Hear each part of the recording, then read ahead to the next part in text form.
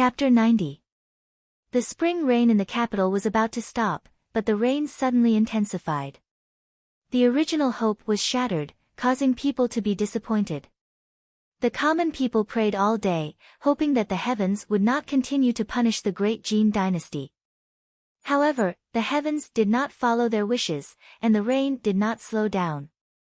Xia Yan proposed that the daughters of the Jiang Fu go to Baoguang Temple to pray for blessings. Firstly, every year at this time, the Jiang family would indeed go to Baoguang Temple to donate some incense money to seek the blessing of Buddha. Secondly, Baoguang Temple was the most famous temple in the capital. It was very efficacious, especially the first incense stick. Every year, countless people argued endlessly over the first incense stick. This year, because of the rain, there were no disputes like in previous years. When Xia Yan had made this request, Jiang Wan had readily agreed. Lu Zhu nervously said, "Miss, she certainly has bad intentions." Why did Miss agree?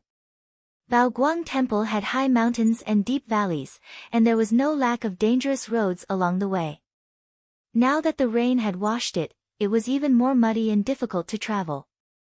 Originally, wealthy families would shrink back, but Xia Yan had proposed to go to the first incense stick. "It's nothing." Jiang Wan smiled. "The clamshell is too tight, so naturally, there is no way to start. Now that it has opened, how can I not seize the opportunity?" Lu Zhu heard that Xia Yan had gone out in the morning and only returned in the evening. When she returned, her expression seemed a little strange. She went to Su Xian Yuan and spoke with Jiang Su for a long time before returning to her room. "Clamshell?" Lu Zhu was stunned. "Miss wants to, tomorrow, you will also go out with me." Jiang Wan whispered a few words into her ear. When Lu Zhu heard this, her expression changed a few times. "Miss, don't, this is too dangerous.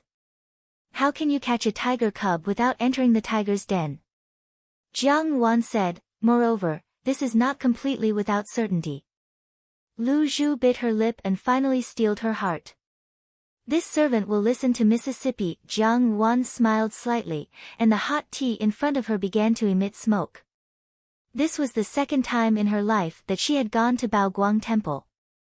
The first time was 5 years ago. At that time, she also wanted to fight for the first incense stick and hoped that Zhao Mei's illness would quickly recover. However, in the end, she did not obtain the first incense stick, and Zhao Mei's illness did not improve. In this life, she did not believe in gods and Buddha. To begin this bloody revenge in the Buddhist Holy Land. "Lian." She slowly lowered her head. Steam rose from the tea, covering her face. Only a sharp glint flashed in her clear eyes and her rosy lips curled up slightly. "Just wait patiently." Hui Ju's life these few days was exceptionally comfortable. In order to protect him, Guan Lianghan invited him to stay in the Guan residence, and even assigned him some bodyguards. Although Hui Ju did not understand, he guessed that the person behind Guan Lianghan and Jiang Wan was definitely the same person, so he was not too worried. After the incident at the reservoir, his reputation in the capital was extremely high. Many noble families were proud to be able to invite him to their homes. However, Jiang Wan had instructed someone to send a letter to him, telling him to keep a low profile and to reduce the number of times he appeared in public. Hui Ju was a little dissatisfied at first, but then he understood that the reason why people respected deities and Buddhas was largely because of their mysteriousness. The more famous Chu Chu was, the more mysterious he had to be. Jiang Wan had said that if one wanted to achieve great things, one must not be greedy for small profits. One must be cautious and prudent, and in the future, one would have great riches and honor. Now that Hui Ju regarded Jiang Ruan's words as a precious treasure, he would naturally comply. Normally, he would meditate silently in the Guan residence, and these days, he rarely went out. On this day, he was standing in front of the window wiping the wooden fish when he saw Guan Lianghan chasing a black-clothed youth hurriedly out of the Guan residence's garden. As he walked, he shouted, "Lao San, why are you using my troops again?" "No, Absolutely not. What do you take my Guan family army for? Motherfucker. Stop right there. Hui Ju adhered to the principle of don't look at indecent things, don't listen to indecent things, so he closed the window with a bang. Outside the door, Xiao Xiao finally stopped. Guan Lianghan's stride was too big, and he almost bumped into Xiao Xiao. He jumped up and scolded, "Motherfucker, what's wrong with you? Quickly give me the military seal." In Xiao Xiao's hand was the Guan family army's military seal. Guan Lianghan reached out to snatch it, but Xiao Xiao's body moved to the side. The two exchanged blows several times, but Guan Lianghan was helpless. He withdrew his hand and said, "Lao San, are you treating my troops as your families? What are you doing with your 300,000 embroidered uniform guards? It's not good for the embroidered uniform guards to appear." Xiao Xiao said, "Let me borrow your military seal, I'll return it to you when I'm done." "That won't do," Guan Lianghan said sternly. "Last time at the reservoir, I took the blame for you. This time, you're going to commit a crime again. If His Majesty blames me, I'm going to fucking have bad days ahead of me." Finished speaking, he looked at Xiao Xiao and suddenly said, "However, since you and I are fellow disciples, I, as a second brother, have always been very generous. If you tell me what you're going to do today, I'll lend you the military seal. Otherwise, even if you have the military seal, I can think of a way to make it impossible for you to command them." "I'm going to borrow your military seal to chase after Lian," Xiao Xiao said. "Lian?" Guan Lianghan said, "You know where he is? Why are you chasing after him?" Seeing that Xiao Xiao did not speak, Guan Lianghan seemed to have thought of something. "Is it a mission that His Majesty gave you?" Xiao Xiao put away the military seal, turned around and left. "Many thanks." "Hey, I'm not finished yet," Guan Lianghan said angrily. "Such a big matter, I also want to go. Lao San, wait for me." His voice gradually faded into the distance. That morning, Jiang Ruan woke up very early. The three servant girls had also woken up early. After serving Jiang Ruan a meal, Lian Qiao began to pick out clothes for Jiang Ruan. Bai Ji said, "Today, we're going to pray for blessings. Let's find something plainer." Finally, Lian Qiao chose a plain blue patterned rain silk brocade jacket with a collar and a flapper at the lapel for Jiang Ruan. On the outside, it was a plain blue shawl sprinkled with twining twigs and flowers. She was used to seeing her wear bright red and bright clothes. Wearing such plain clothes, coupled with her indifferent expression when she was not smiling, gave her a cold and plain appearance. As Lu Zhu combed Jiang Ruan's hair, she said, "Miss, I'm afraid that there will be many dangers today. Why don't you find one or two items for self-defense?" Jiang Ruan nodded. The hair bun that Lu Zhu had combed for Jiang Ruan was filled with sharp hairpins. The hairpins were long and pointed, and could also be considered a weapon. Finally, when they left, Bai Ji thought for a while and took out a dagger from the drawer under the table. The handle of this dagger was inlaid with a layer of silver, and it was decorated with a few pearls. Bai Ji looked at the somewhat blunt tip of the dagger, but still handed it to Jiang Ruan. "Miss, take it. It's better than not having it." Jiang Ruan weighed it in her hand and put the dagger into her sleeve. As soon as the four of them left the Fu, they saw a carriage parked at the side. Jiang Dan, Jiang Li, and Jiang Su Su were squeezed into one carriage. Jiang Chao was alone in his carriage, but hers was left alone. Jiang Ruan looked inquiringly at Xia Yan. Xia Yan said gently, "Ruan, you are the eldest daughter of the Jiang Fu. With so many servant girls by your side, I'm afraid that other carriages will not be able to serve you well.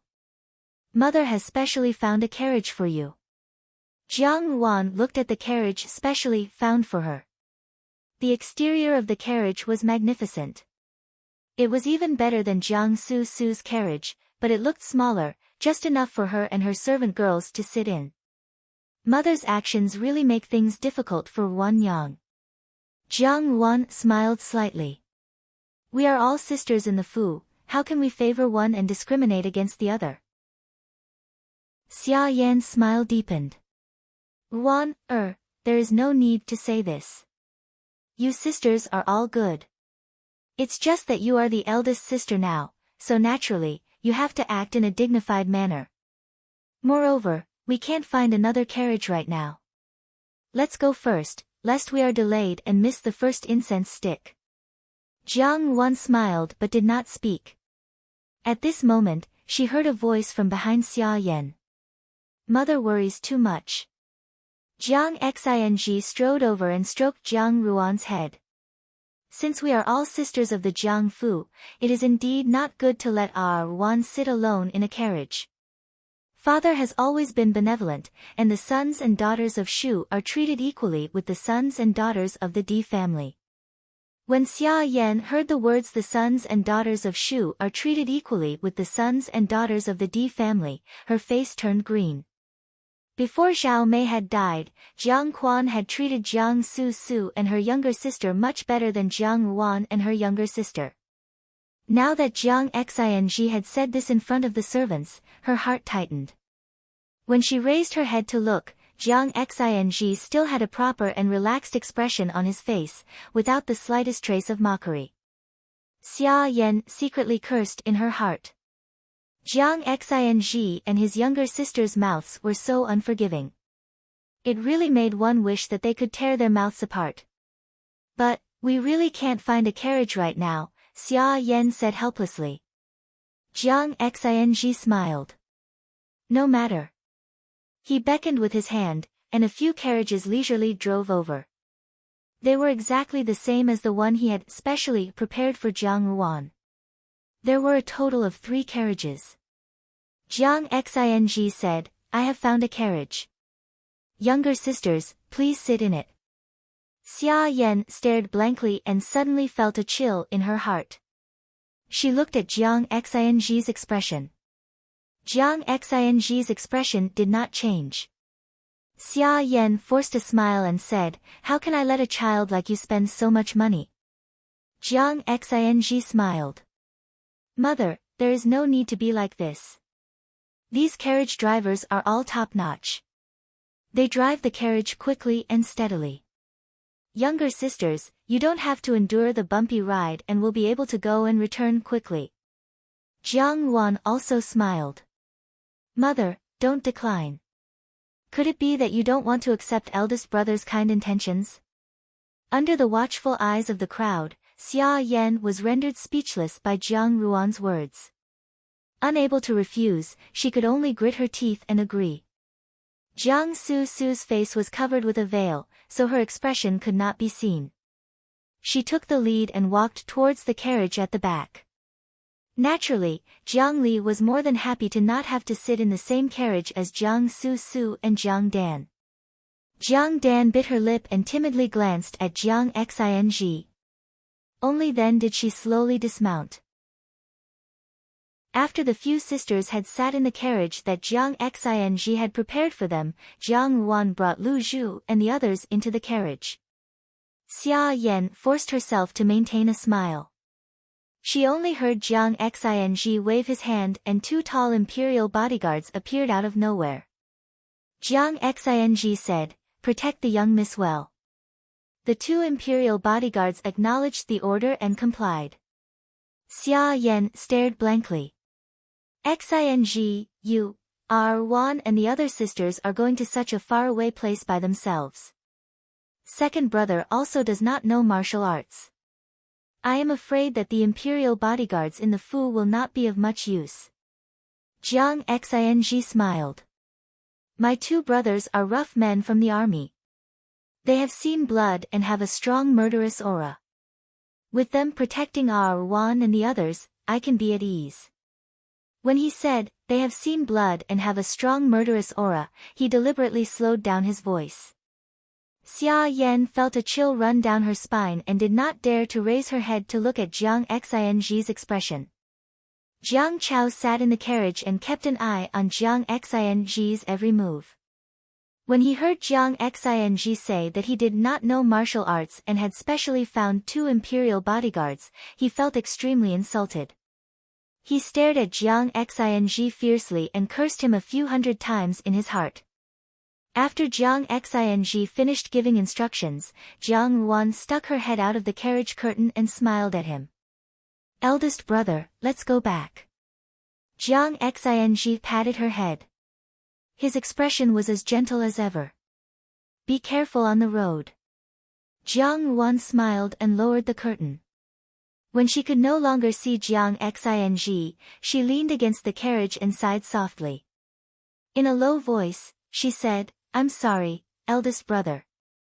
Jiang Su saw the actions of the two siblings, and a trace of jealousy flashed in her eyes. Jiang Xing was now like a god of death in the Jiangfu. His murderous aura was extremely heavy, and no one dared to provoke him for fear of provoking the anger of the soldiers who had returned from the battlefield. Jiang Su loathed Jiang Xing, but in her heart, she was jealous that Jiang Ruan had such an outstanding older brother to protect her. Once upon a time, she had also been protected by Jiang Chao. At that time, Jiang Chao had been riding on the crest of success, and everyone had called him a talented minister of justice. Naturally, she had also been incomparably proud. However, now that Jiang Chao had become the laughingstock of the capital, and Jiang Xing had become the deputy general, the more he protected Jiang Ruan, the more jealous Jiang Su became. She lowered the curtain heavily. Recalling the words that Xia Yan had said to her yesterday, she could not help but reveal a happy smile under her veil. So what if Jiang Xing was outstanding? So what if he protected Jiang Ruan? Today, Jiang Ruan would not be able to escape. Even if there were 10 Jiang Xing's, they would not be able to save her. Jiang Dan looked thoughtfully at Xia Yan and Jiang Xing. Suddenly, she pulled the curtain of the carriage. The timid expression behind the curtain disappeared, and the corners of her lips slowly curled up. The carriage trod on the flagstone road that had just been rained, creating shallow splashes of water. Watching Jiang Ruan's carriage depart, Jiang Xing had no intention of leaving. Xia Yan smiled and asked Jiang Xing, "Do you not need to go to the army today?" "General has official business to attend to today, there is no need for me to go," Jiang Xing replied. Xia Yan was anxious and asked, "Then, Xing, why don't you go to the courtyard and stay there?" "Today's weather is very good, and I want to stay at the Fu's entrance for a while longer," Jiang Xing smiled. "Mother, is there something you need?" Now that the sky was gloomy and the rain was incessant, where did the good weather come from? Xia Yan bit her lip and said, "Nothing." Seeing that Jiang Xing had no intention of going back even after a long time, she became extremely anxious. Gritting her teeth, she turned around and walked back into the house. After Xia Yan left, Jiang Xing's expression became solemn. He beckoned 2 imperial bodyguards over and instructed, "Watch the Fu's entrance carefully. If anyone comes out, follow them and knock them unconscious." The 2 imperial bodyguards obeyed and left. Jiang Xing recalled what Jiang Ruan had told Lu Zhu to tell him last night. She had only said to prepare 3 identical carriages and find 2 imperial bodyguards with high martial arts skills to follow them all the way to the Zhao residence. He did not know what Jiang Ruan wanted to do. If Jiang Ruan really wanted to hide something, as her eldest brother, he could do nothing about it. And Jiang Xing would not force Jiang Ruan to say something she did not want to say. He trusted his sister. But for some reason, his eyelids kept twitching today, as if something bad was about to happen. He forcefully suppressed the uneasiness in his heart, mounted his horse, and galloped in the direction of the General Fu. When Xia Yan returned to Yan Huayuan, a manservant came over to say that Jiang Xing had already left. Xia Yan immediately stood up and said anxiously, "Quick, find 2 people and quickly tell them that the second carriage is Jiang Ruan's. Don't make a mistake." The manservant hurriedly complied and left. Only then did Xia Yan sit down on the chair and let out a long sigh of relief.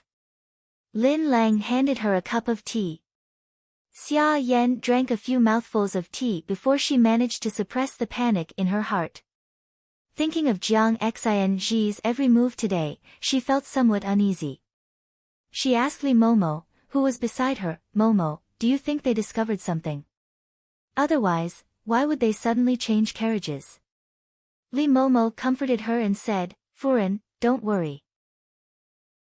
This old servant thinks that eldest young master is extremely cunning and wants to guard against Furen. But Furen's plan should not be known. Otherwise, why would eldest young miss follow them to Baoguang Temple and only assign 2 bodyguards?" Hearing Li Momo's words, Xia Yan calmed down and said, "I also think so. He is indeed cunning. But today, that little slut will definitely fall. So what if she is from the army? In the end, there are only 2 of them. It is no different from a mantis trying to stop a chariot. Speaking of which, this is all Jiang Ruan's own doing. She has formed such a deep hatred with the Li family. Lian is a person who haggles over every cent, how can he easily let her off?" A cold smile appeared on her beautiful face. Baoguang Temple is a long way away. Even if Jiang Xing receives the news and rushes over, it will be too late. Just yesterday, she had suddenly received a letter from Lian.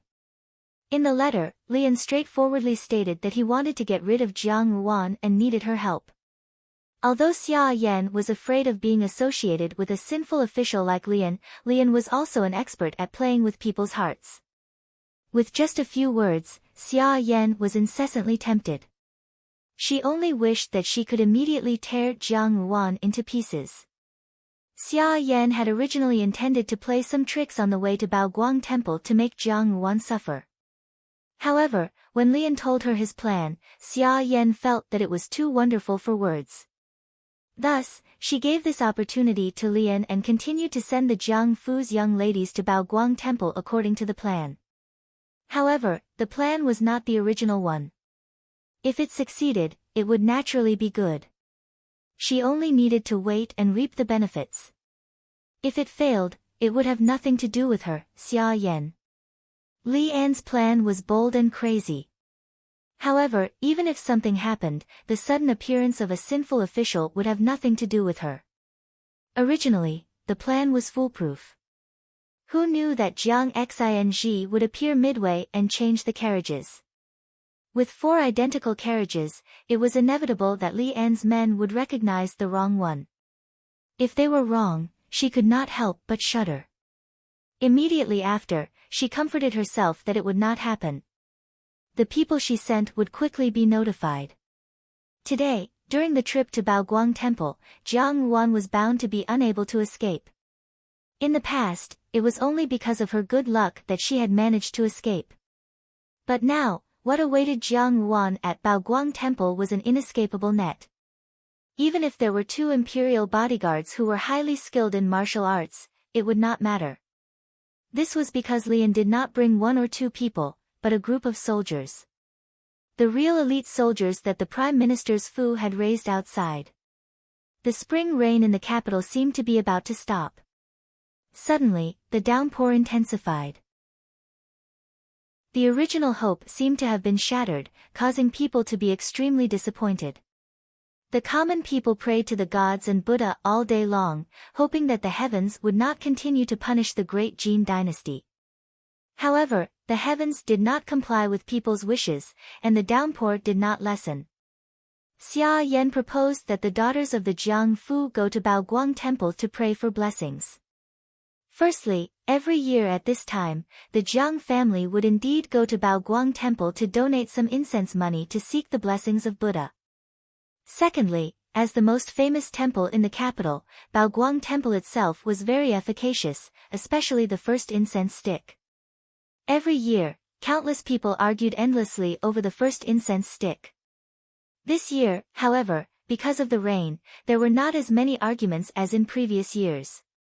When Xia Yan made this request, Jiang Ruan very readily agreed. Lu Zhu nervously said, "Miss, she certainly has bad intentions." "Why did Miss agree?" Baoguang Temple had high mountains and deep valleys, and there was no lack of dangerous paths along the way. Now that the rain had washed it, it was unbearably muddy, and the journey was so difficult that the originally wealthy families would shrink back at the sight of it. However, Xia Yan had proposed to go to the first incense stick, so it was certainly not that simple. It's nothing. Jiang Wan smiled slightly. The clamshell is too tight, so naturally, there is no way to start. Now that it has opened on its own initiative, how can I not seize the opportunity? Lu Zhu heard that Xia Yan had gone out in the morning and only returned at night. When she returned, her expression seemed a little strange. She went to Su Xian Yuan and spoke with Jiang Su Su for a long time before returning to her room. Clamshell? Lu Zhu stared blankly. Miss wants to, tomorrow, you will also go out with me. Jiang Wan made her come closer and whispered a few instructions. When Lu Zhu heard this, her expression changed a few times. Miss, you must not, this is too dangerous. Nothing ventured, nothing gained. Jiang Wan said. Moreover, this is not something that is completely without certainty. Lu Zhu bit her lip and finally steeled her heart, saying, this servant will listen to Mississippi. Jiang Wan smiled slightly, and the hot tea in front of her began to emit spirals of green smoke. This was the second time in her life that she had gone to Baoguang Temple. The first time was 5 years ago. At that time, she had also wanted to fight for the first incense stick, hoping that Zhao Mei's illness would quickly recover. However, she had not managed to obtain the first incense stick, and Zhao Mei's illness did not get better. In this life, she did not believe in the gods and Buddha, but insisted on starting this bloody revenge in the holy land of Buddhism. Lian. She slowly lowered her head. The steam from the tea rose in spirals, covering her face. Only a pair of clear and moist eyes flashed fiercely, and her rosy lips slightly hooked. Just wait patiently. These few days, Hui Ju had been exceptionally comfortable. In order to protect him, Guan Lianghan had invited him to stay in the Guanfu, and had also assigned bodyguards to him. Although Hui Ju did not understand, he guessed that the person behind Guan Lianghan and Jiang Wan was definitely the same person, so he did not have much to worry about. After the incident at the reservoir, his reputation in the capital was extremely high, and many noble families were proud to be able to invite him to their home. However, Jiang Wan had instructed someone to send a letter to him, telling him to keep a low profile, and it would be best to reduce the number of times he appeared in public. At first, Hui Ju was somewhat dissatisfied, but then he understood that people respected the gods and Buddha, to a large extent, because they were mysterious. Nowadays, the more famous he was, the more mysterious he had to be. Jiang Wan had said that if he wanted to achieve great things, he could not be greedy for small profits. He had to be cautious, and in the future, he would have great riches and honor. Now that Hui Ju regarded Jiang Ruan's words as a precious treasure, he naturally obeyed. Normally, he would meditate silently in the Guanfu, and these days, he rarely went out. On this day, he was standing in front of the window, wiping the wooden fish, when he saw Guan Lianghan chasing a youth dressed in black outside the Guanfu garden's long corridor. As he walked, he shouted, "Lao San, why are you using my soldiers again?" "No, absolutely not. What do you take my Guan family army for?" "Motherfucker. Stop right there." Hui Ju adhered to the principle of, don't look at indecent things, don't listen to indecent things, so he closed the window with a pa sound. Outside the door, Xiao Xiao finally stopped. Guan Lianghan's stride was too big, and he almost bumped into Xiao Xiao. He jumped up and scolded, "Motherfucker, what's wrong with you? Quickly give me the commander's seal." In Xiao Xiao's hand was the Guan family army's commander's seal. Guan Lianghan reached out to snatch it, but Xiao Xiao's body moved to the side. The two of them exchanged blows a few times, but Guan Lianghan was helpless. He withdrew his hand and said, "Lao San, are you treating my soldiers as your families? What are you doing with your 300,000 embroidered uniform guards? It's not good for the embroidered uniform guards to appear. Xiao Xiao said, I'll borrow your commander's seal, I'll return it to you after I'm done. That won't do, Guan Lianghan sternly said, last time, I took the blame for the incident at the reservoir. This time, you want to commit a crime again? If His Majesty blames me, I'll fucking have bad days ahead of me. After saying this, he looked at Xiao Xiao and suddenly said, however, since you and I are from the same sect, I, as a second brother, have always been very generous. If you tell me what you are going to do today, I will lend you the commander's seal. Otherwise, even if you take the commander's seal, I can think of a way to make it impossible for you to command them. I'll lend you the soldiers to chase after Lian, Xiao Xiao said. Lian? Guan Lianghan said, do you know where he is? Why are you chasing after him? Seeing that Xiao Xiao did not speak, Guan Lianghan seemed to have thought of something. Is it the mission that His Majesty gave you? Xiao Xiao put away the commander's seal, turned around and left, many thanks. Hey, I'm not finished yet. Guan Lianghan angrily said, for such a big matter, I also want to go. Lao San, wait for me. His voice gradually faded away. That morning, Jiang Yuan woke up very early, and so did the 3 servant girls. After serving Jiang Yuan a meal, Lian Qiao began to pick out clothes for Jiang Yuan. Bai Ji said, today we are going to pray for blessings, so let's find something plainer.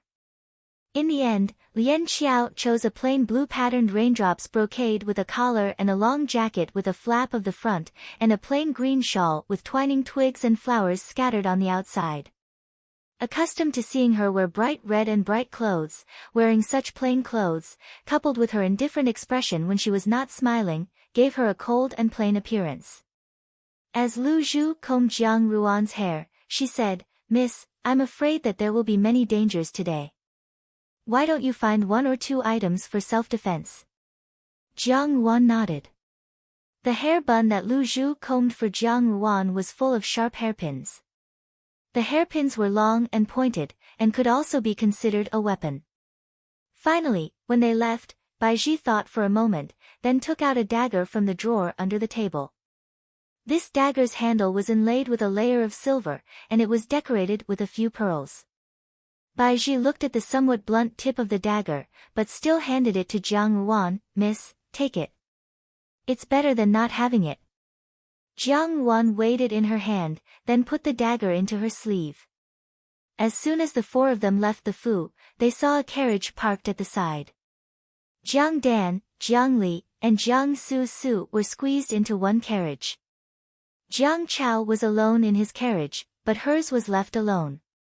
Jiang Yuan looked inquiringly at Xia Yan, who said gently, Yuan, you are the eldest daughter of the Jiang Fu, and you have many servant girls with you. If you were placed in another carriage, I'm afraid that they would not be able to serve you well. Mother has specially found a carriage for you. Jiang Yuan looked at the carriage that had been specially found for her. The exterior of the carriage was magnificent. It was even better than Jiang Su Su's carriage, but it looked a little smaller, just enough for her and her servant girls to sit in. Mother's actions really put Yuan Yang in a difficult position. Jiang Yuan smiled faintly, we are all sisters in the Fu, how can we favor one and discriminate against the other? Xia Yan's smile deepened. Yuan, why do you say so? You sisters are all good, but now that you are the eldest sister, you naturally have to act in a dignified manner. Moreover, we can't find another carriage right now, so let's go first, lest we are delayed and miss the first incense stick.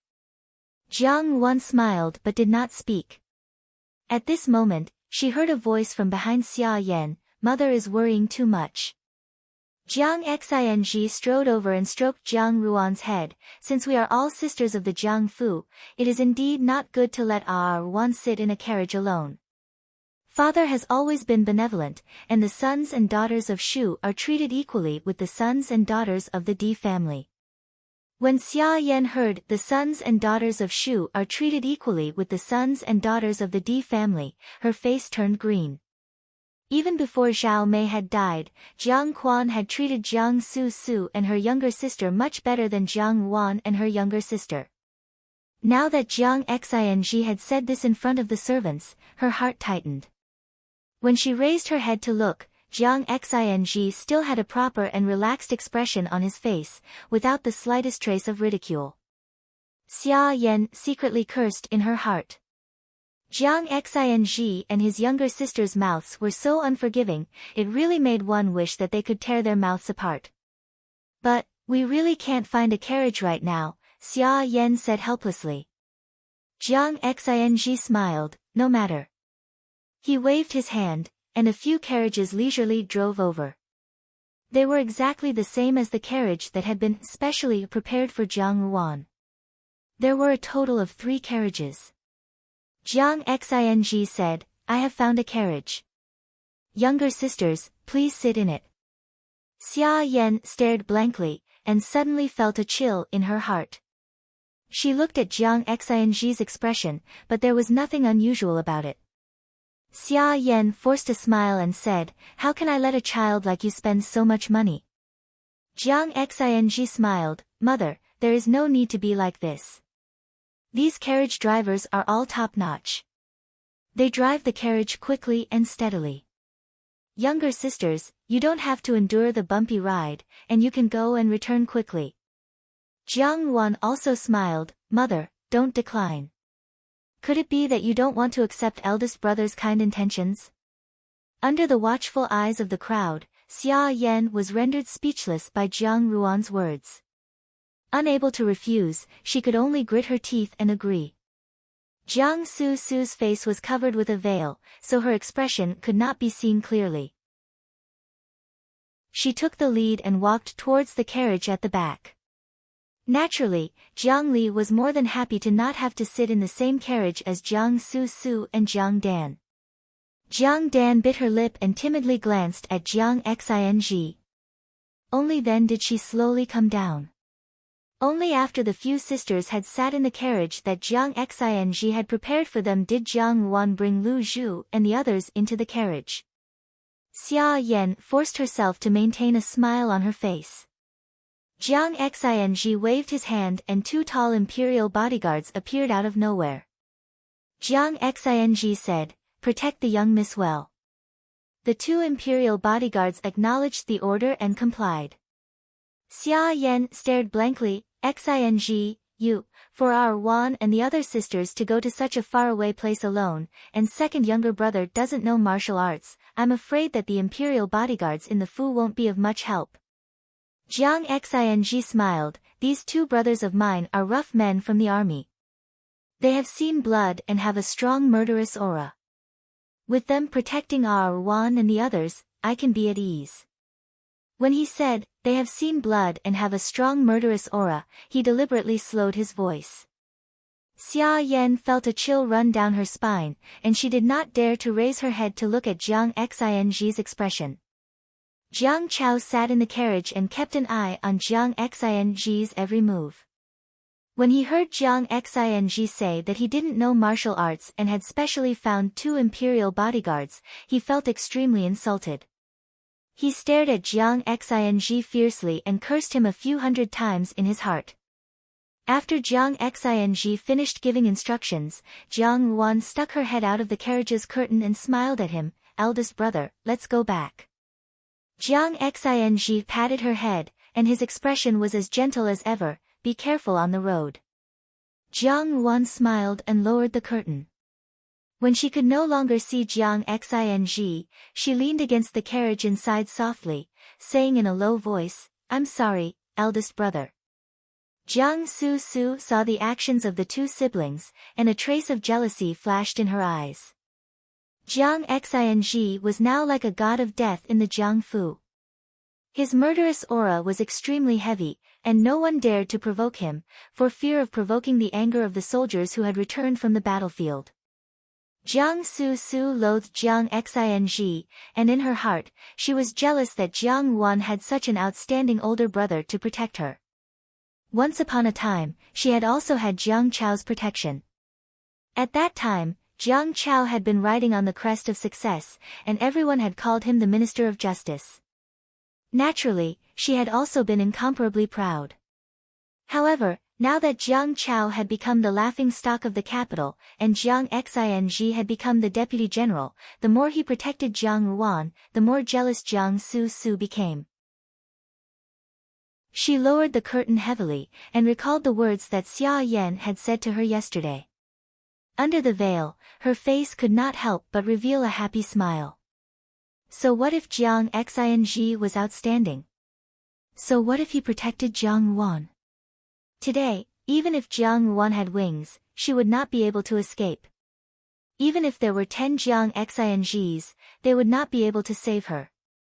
Jiang Dan looked thoughtfully at Xia Yan and Jiang Xing, and suddenly pulled the curtain of the carriage. The timid expression behind the curtain disappeared, and the corners of her lips slowly curled up.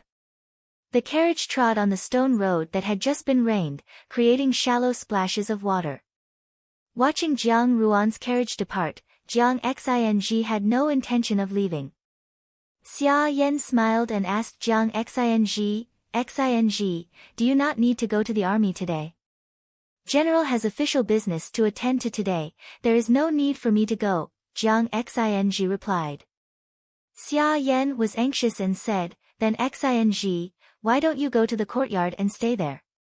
Today's weather is very good, and I want to stay at the Fu's entrance for a while, Jiang Xing smiled, Mother, is there something you need?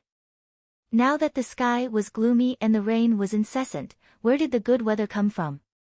Xia Yan bit her lip and said, nothing. Seeing that Jiang Xing had no intention of returning even after a long time, she was extremely anxious.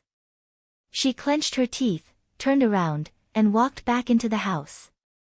After Xia Yan left, Jiang Xing's expression became solemn, and he waved his hand to summon 2 imperial bodyguards.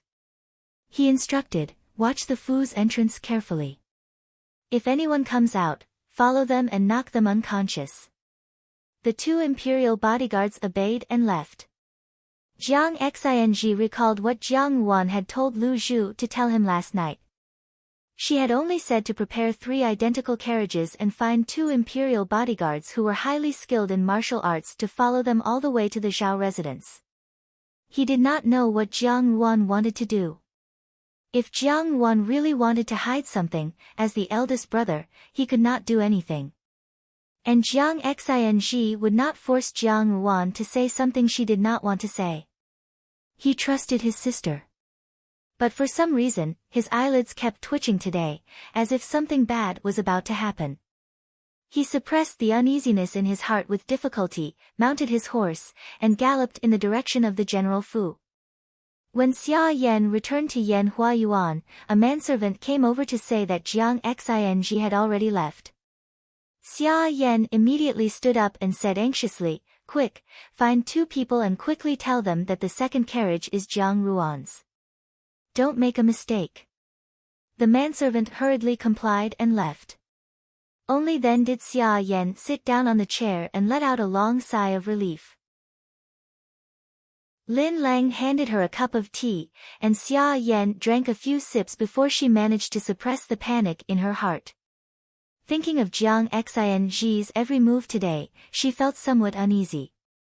She asked Li Momo, who was beside her, Momo, do you think they discovered something? Otherwise, why would they suddenly change carriages?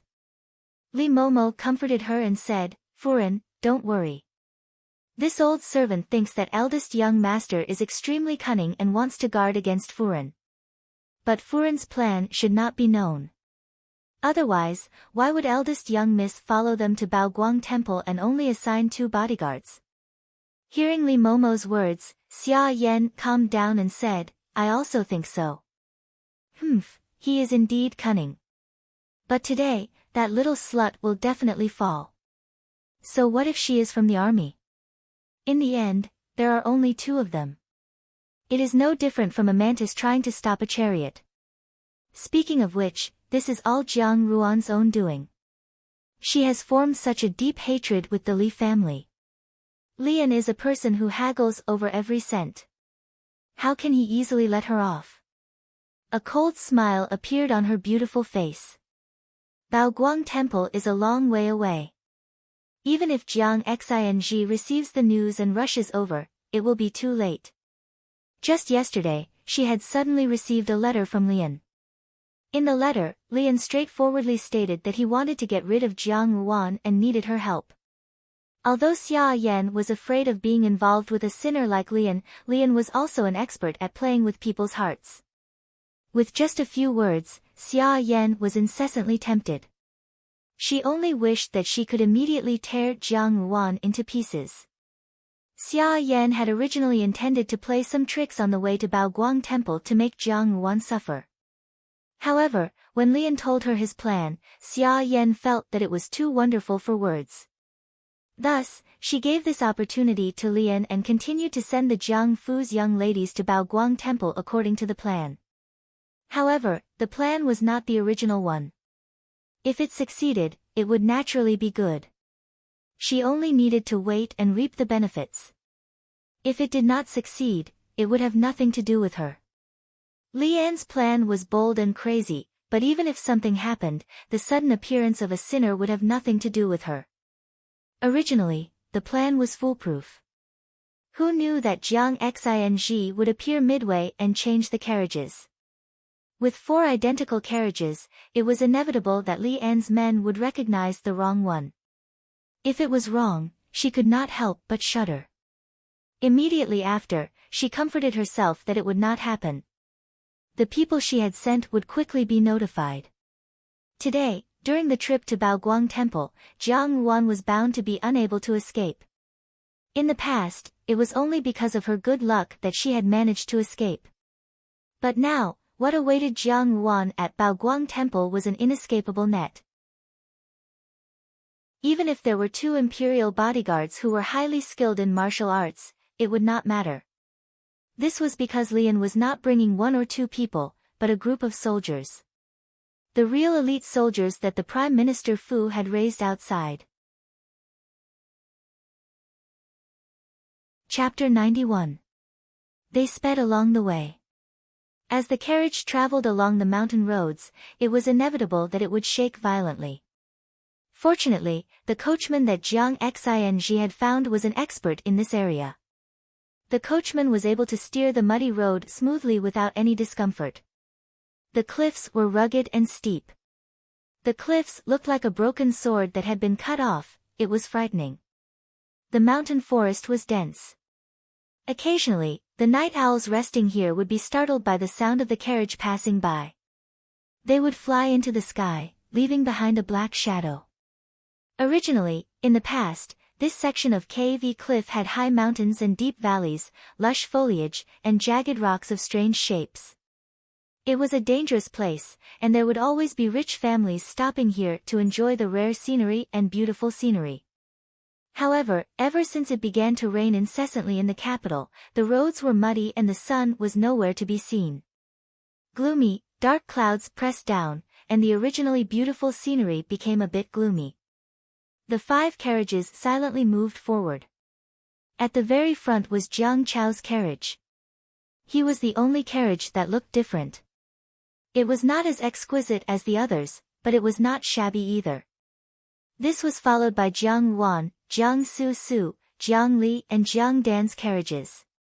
The coachman did not speak, neither did the occupants of the carriage, and the only sounds that could be heard were the whip striking the horses and the wheels turning.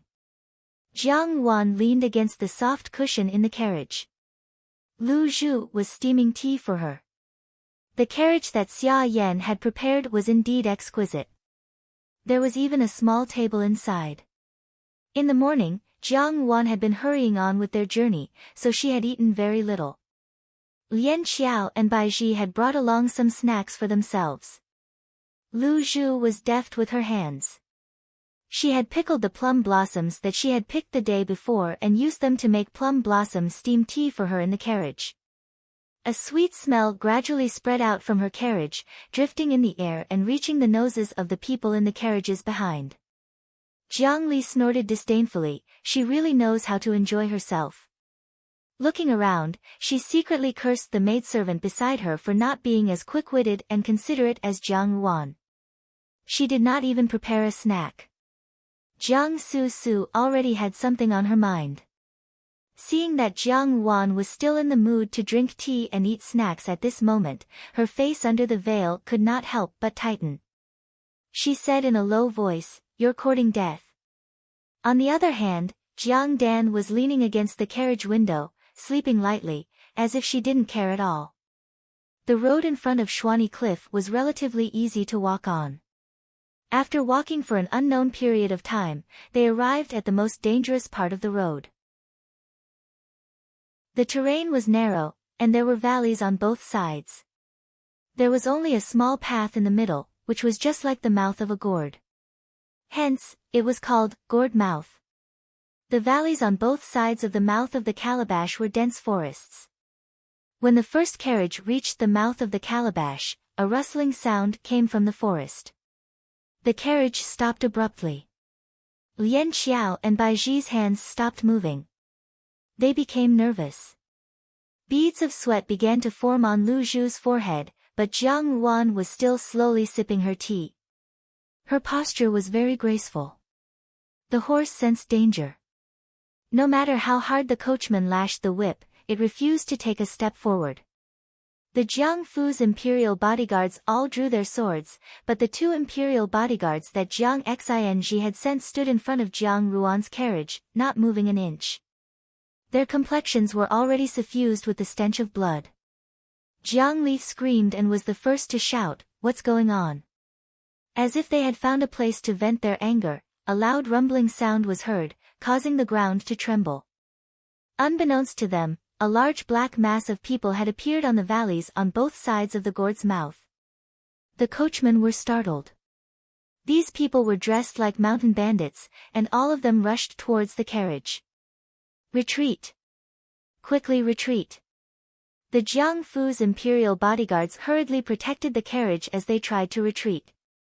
However, the bandits' movements were unexpectedly nimble, and in the blink of an eye, they were right in front of them. Apart from Jiang Xing's two imperial bodyguards, the Jiang Fu had brought a total of 20 imperial bodyguards. These 20 imperial bodyguards had no choice but to exchange blows with these mountain bandits. For a moment, only the peng peng peng sounds of swords colliding could be heard. The wind was like frost, and from time to time, hot blood would bloom and splatter onto the curtain of the exquisite carriage. How can there be mountain bandits? How can there be mountain bandits? Jiang Li screamed loudly. However, as soon as she lifted the curtain of the carriage and saw the horrifying scene outside, she immediately fainted from fright. Jiang Dan huddled tightly in a corner of the carriage, and the two servant girls protected her tenaciously. The three of them bit their lips and refused to speak. There were only 3 horse carriages that were the calmest. Jiang Chao's carriage was at the very front, but these murderous mountain bandits had bypassed it. At a glance, only Jiang Chao's carriage was completely clean, saving the Jiang Fu's imperial bodyguards from rescuing him. This was very strange. Jiang Su sat in the carriage with a cold smile on her lips. The more desperate the battle outside, the more delighted the smile on her lips became. She almost couldn't resist going to Jiang Ruan's carriage and lifting the curtain to see Jiang Ruan's panic-stricken appearance. Jiang Ruan was still drinking tea. The 2 imperial bodyguards beside the carriage were even more useful than 10 Jiang Fu imperial bodyguards. Not even a drop of hot blood had splashed onto the curtain. The Jiang Fu imperial bodyguards were outnumbered, and there were at least hundreds and thousands of people outside. The more they fought, the more apprehensive they became. The other party didn't seem like mountain bandits at all. Although they tried their best to conceal it, it was clear that they were highly skilled martial artists. Moreover, how could mountain bandits kill people without asking where the money was? However, despite their suspicions, these Jiang Fu imperial bodyguards were at a disadvantage. The other party didn't seem to want to kill the people in the carriage, but wanted to exterminate the imperial bodyguards. Just as the number of Jiang Fu imperial bodyguards dwindled, Jiang Ruan put down her teacup and said, "Dewdrop." Dewdrop paused, and immediately lifted the curtain of the carriage and cried out in alarm, "Help! When the two imperial bodyguards beside Jiang Ruan's carriage heard this, they leapt up at the same time. Their movements were very fast, and before the people around them could react, the two imperial bodyguards had already leapt in front of the carriages behind them. Using the knives in their hands, they ruthlessly stabbed the horses' buttocks and turned the horses around. Immediately, the horses felt the pain, and suddenly raised their front hooves, charging into the distance like an arrow. The two imperial bodyguards did the same thing, and Jiang Ruan's carriage was not spared either. Thus, 4 identical carriages were seen fleeing in 4 different directions. The person hidden in the depths of the forest immediately raised his bow and arrow, but was stopped by someone. "Stop." The man in gray slowly stood up, and his gaze was cold and gloomy. "Want to escape?" "Humph, it's just the struggle of a cornered beast." The 4 carriages that had been stabbed by knives were running very fast. The coachmen were overturned and the young ladies were all sitting in the carriages. Jiang Su did not know what had happened outside. She only knew that for some reason, the carriages had suddenly gone berserk. She was knocked around in the carriage and cried out in panic, "Help! Quickly help!" Only the sound of the wind answered her. 4 identical carriages headed in 4 different directions, but the mountain bandits behind them seemed to suddenly be in a difficult situation, and they did not know which one to chase. They could not help but look at the man in gray in the depths of the forest in the distance. The man in gray watched from afar, and suddenly made a gesture. The mountain bandits seemed to have suddenly received an order, and they abruptly split into 4 groups, moving quickly and orderly. Ordinary mountain bandits did not have such momentum and adaptability, and they stayed behind to deal with the other mountain bandits. The 2 bodyguards that Jiang Xing had sent looked at each other, and saw the astonishment in each other's eyes. They had come from the military, and were not unfamiliar with this. This was clearly an army formation change. They had long guessed that these people were not ordinary mountain bandits, but they did not expect that this was an army.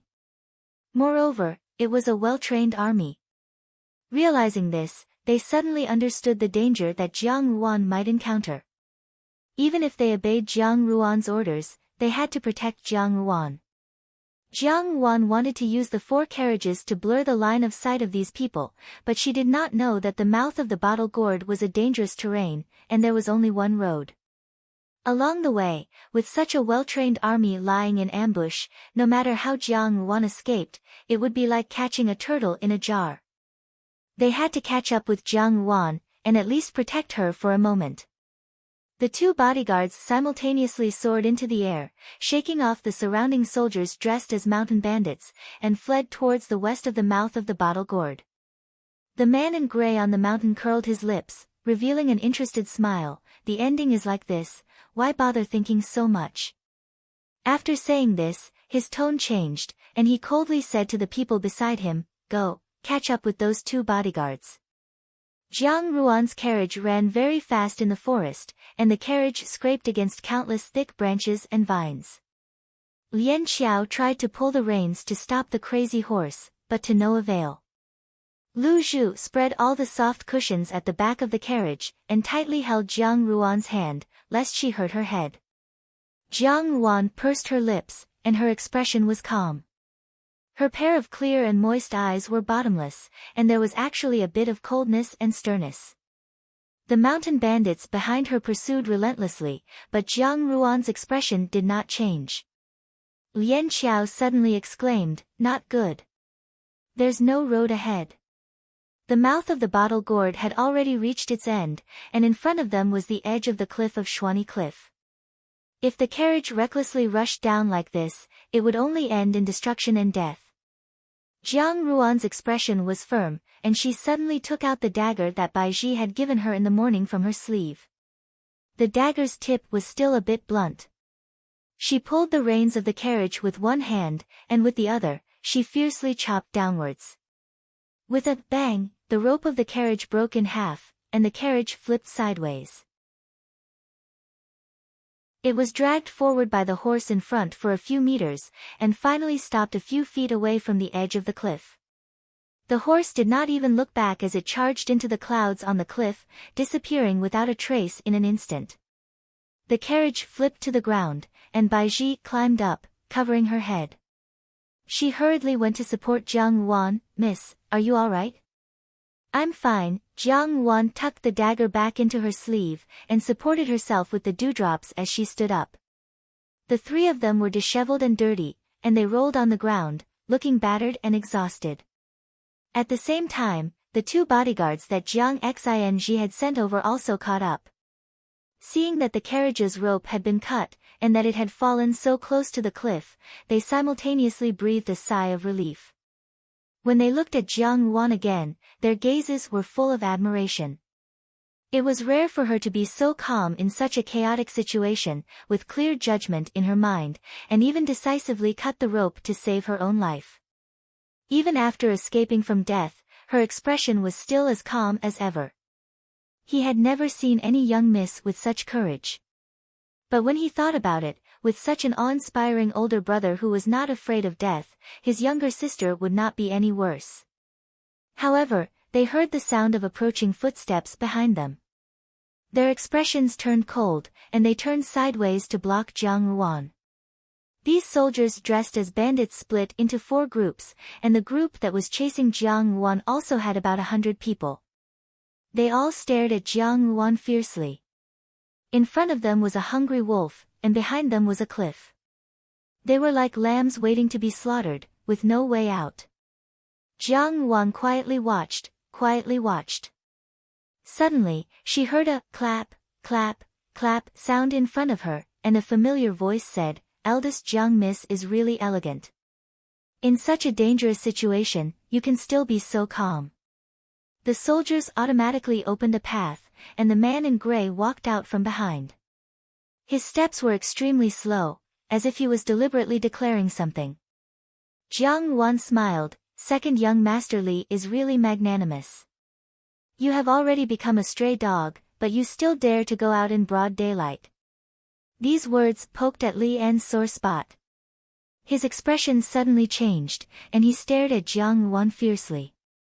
Suddenly, he thought of something and smiled. "If I were eldest Jiang Miss, I would certainly not use words to win the moment, lest I suffer more physical pain in the future.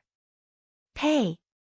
Without waiting for Jiang Wan to speak, Lian Xiao had already put her hands on her hips and scolded, "A prisoner still dares to go around ostentatiously. My miss is fine, but you, on the other hand, are lawless and out of control. Be careful that you don't lose your head the next day, and your corpse will be hung on the city gate for 3 days." She stood in front of Jiang Wan, and the soldier closest to her immediately struck her chest. Lian Xiao was sent flying, and she fell heavily to the ground, spitting out a mouthful of blood. "Lian Xiao!" Baiji cried out in alarm, and Lu Zhu protected Jiang Wan even more tightly. Jiang Wan looked at Lian Xiao's dying appearance, and a trace of anger flashed in her eyes. When she turned to look at Lian again, she asked very calmly, "What noble purpose does second young Master Li have? Bullying a little girl doesn't seem to be a big deal." Lian smiled. "In the end, she was injured on your behalf. Eldest Jiang Miss, you value a servant girl so much, but you don't know how much it pains my heart to injure my eldest brother." Jiang Wan snorted in her heart, only to hear Lian say, "Previously, my methods were not as superb as eldest Jiang Miss, but I did not expect eldest Jiang Miss to be so ruthless. Now, I have no choice but to make you my enemy. Eldest Jiang Miss, don't blame me." The more amiable he was, the more intense the interest on his face became. It was as if a wild beast had finally found a prey that interested it, and his eyes were shining brightly. "Second young Master Li wants to kidnap me?" Jiang Wan said. "Aren't you afraid that your crime will be even greater?" Lian laughed heartily. "It's just that eldest Jiang Miss's luck is not good. She came out to offer the first stick of incense and was accidentally kidnapped by bandits. She lost her innocence and was unable to obtain the blessing of the first stick of incense." "What does it have to do with me?" The 2 bodyguards immediately looked at Lian with burning anger. Such a thing had happened to an unmarried miss, and the girl's life would be ruined. But these two were well aware that with so many soldiers coming, it was certainly not as simple as kidnapping someone. The treatment that Jiang Yuan might receive after the kidnapping made them break out in cold sweat. Bandits? Jiang Yuan smiled, aren't they soldiers? Lian paused, narrowed his eyes, and said, eldest Jiang Miss is exceptionally intelligent.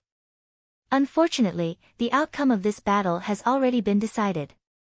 You have no other way out, so follow me. Jiang Yuan shook her head, the outcome is still unknown. Don't engage in a pointless struggle, Lian reminded her. Jiang Yuan suddenly smiled faintly, and her pair of beautiful eyes suddenly revealed a little bit of happiness like a flower. However, that happiness quickly subsided and turned into an icy cold deep pool. Is that so? She enunciated each word, Scarlet, Thunder, Army. Lian's pupils suddenly widened, and he unconsciously took 2 steps back, you. His heart was like a raging storm. She actually knew. The Scarlet Thunder Army was the troops that the Prime Minister Fu kept outside. Even Xianli did not know about such a private army. Usually, these soldiers disguised themselves as peasant households. The Scarlet Thunder Army was the last trump card of the Prime Minister Fu, and they only listened to him. Li Dong and Li Yang did not know about this secret, so how could Jiang Yuan know about it? Jiang Yuan smiled slightly. Second young Master Li is afraid. What is it that you are afraid of? Because your flawless secret has been exposed. The Scarlet Thunder Army was restless. Looking at Li An's expression, they also knew that Jiang Yuan was a great threat to Lian, and the weapons in their hands were unconsciously aimed at her. If a secret is hidden for too long, it will no longer be a secret. Jiang Yuan's voice was soft and indifferent, but Lian felt that she seemed to be reminding him of something. He suppressed the panic in his heart and sneered, nonsense. Second young Master Li's actions today, isn't it because you want to redress the Prime Minister Fu's grievances? Her hair was disheveled, and her clothes were dirty because she had rolled in the mud just now. Yet, she still stood where she was, delicate and delicate. Unexpectedly, there was an almost austere beauty. She said, unfortunately, from the moment you made this decision, the Prime Minister Fu no longer had a chance to turn things around. You have lost. Li An's heart skipped a beat, and the feeling of unease rapidly expanded. He wanted to order his subordinates to immediately capture Jiang Yuan and stop her from continuing. However, Jiang Yuan quickly said, privately raising troops, intending to rebel, having the intention to rebel, the crime is clear, is it serious? She said, today, your actions have truly solidified the deadlock of the Prime Minister Fu. Lian felt as if he had been struck by lightning. He slowly, very slowly raised his head, and as if he was sleep-talking, he asked, those rumors, were you the one who spread them? Jiang Yuan returned him a faint smile. The Prime Minister Fu had stood tall in the court for many years without collapsing. How could it completely collapse because of the negligence of the reservoir? If the emperor really executed the Prime Minister Fu's entire family just like that, it would inevitably cause the court officials to be bitterly disappointed, and the structure of the court would naturally undergo a sudden change. As a ruler, he was most afraid of instability in the hearts of the people. There were many forces in the court that mutually checked and balanced each other. Even if such a balance was to be broken, it had to be done step by step. How could it be overturned in one go? Unfortunately, at this time, Li An's concern was chaotic and he had lost his usual calm. Jiang Yuan asked Jiang Xianji to help spread some rumors to Li An's ears. Lian was bound to be restless. True and false, false and true and true. Once an extremely intelligent person lost his rationality, he would definitely not be as good as an ordinary person. He let the Red Thunder Army hidden in the dark appear and pretend to be mountain bandits. Now, the only thing he had was the Red Thunder Army. He thought that it was foolproof, but Jiang Yuan had blurted out his secret. He clearly understood that the crime of the reservoir did not warrant death, but if they were to be charged with privately raising troops and attempting to rebel, the Prime Minister Fu would no longer have a way out. The Prime Minister Fu did not have a crime, so she used his hand to give the Prime Minister Fu a crime of treason. She actually wanted to catch the Prime Minister Fu in one fell swoop and never have a chance to rise again. What a vicious mind, what a ruthless method. Lian took a few steps back, his face as pale as paper. He had been conceited all his life, but he had fallen into the hands of this young girl who had been raised in her boudoir. How could he be reconciled? Jiang Wan seemed to suddenly remember something and smiled. Luo Shu Men, Yen Luo's Corner, Red Thunder Temple, Ziyun Society. The Red Thunder Army there must have been completely subdued. Li An's face, which was slowly recovering, suddenly turned green again. This was because the places that Jiang Wan mentioned were all secret places that the Red Thunder Army had hidden in the dark. These places were very secretive. In the world, besides the Red Thunder Army and himself, no one else should know about them. How could she know? What did her words mean? Jiang Wan explained to him, the Zhao family army and the Guan family army are helping His Majesty to arrest the rebellious subject, the ruler. She glanced behind Lian. Of course, the real elite soldiers of the Red Thunder Army are here. In order to catch me, you did not hesitate to use such elite soldiers. Wan Yang is extremely honored. Lian stared at her, his gaze completely different from before. His face showed a kind of crazy despair. Jiang Wan gently put down the last straw that broke the camel's back. Second young masterly, you have lost. Lian felt a sweetness in his throat, and he spat out a mouthful of blood. He shouted, I did not lose, go capture this witch. Kill her. He shouted at the surrounding soldiers. The two bodyguards beside Jiang Wan immediately drew their swords. In the distant sky, there seemed to be a flash of light. The moment the bodyguards passed each other, Jiang Wan suddenly whispered, Don't worry about me, cut Li En's clothes, use all your strength. Although the bodyguard was puzzled, he saw that Jiang Wan was not afraid of Lian at all. Instead, Lian was so angry that his face turned pale. He firmly believed in her decision in his heart, and without saying a word, he raised his sword and slashed at Li En's clothes. The Qi Lei soldiers initially thought that this imperial bodyguard wanted to protect Jiang Wan, but they did not expect that he would go straight for Lian. They hurriedly stepped forward to block the attack, but who would have thought that the imperial bodyguard's target was not Lian at all? Separated by the crowd, the sword aura overflowed in all directions and cut open Li En's outer robe. Lian subconsciously took a step back. The imperial bodyguard was extremely outstanding in the army, so he immediately brandished his sword and the sword aura completely cut open Li En's outer robe. The clothes were immediately torn to pieces. No one had expected such an unforeseen event. The Red Thunder Army was also stunned. They did not know whether to find clothes for Lian or to deal with Jiang Wan. However, when they saw Li An's situation clearly, there was a sudden gasp from the crowd. After a moment of shock, Lian immediately returned to his senses. He covered his lower body, but his heart was filled with shame and resentment. He's actually a natural eunuch. The bodyguard beside him murmured. Suddenly, he realized that Jiang Wan was still beside him and quickly shut his mouth. Lian was extremely frightened. Of the two secrets of his life, the first had been revealed by Jiang Wan, and the second had been revealed in front of everyone. These two secrets were his Achilles' heel. Even if he had covered it now, everyone could clearly see that the thing on Li En's lower body was a whole round lump. It was extremely disgusting to look at. Lian was shocked and angry. If Jiang Wan had just told him about the Red Thunder Army, his heart would have been stirred up by anger and despair, but now that his darkest secret had been exposed in front of everyone, he was already panicking. Not only was he panicking, but he was also frightened. He did not understand why the bodyguard beside Jiang Wan would suddenly cut open his clothes. Only Li Dong and Xian Li knew about this. It was impossible for anyone else to know. He slowly turned his gaze to Jiang Wan. Jiang Wan looked at him with a smile. In her previous life, Xian Li had once mentioned that Lian had been born with a hidden illness. Xian Li knew Li An's secret, and because of this, Li An was loyal to him. Otherwise, after so many years in the Prime Minister's Fu, Li Yang was more favored by Li Dong.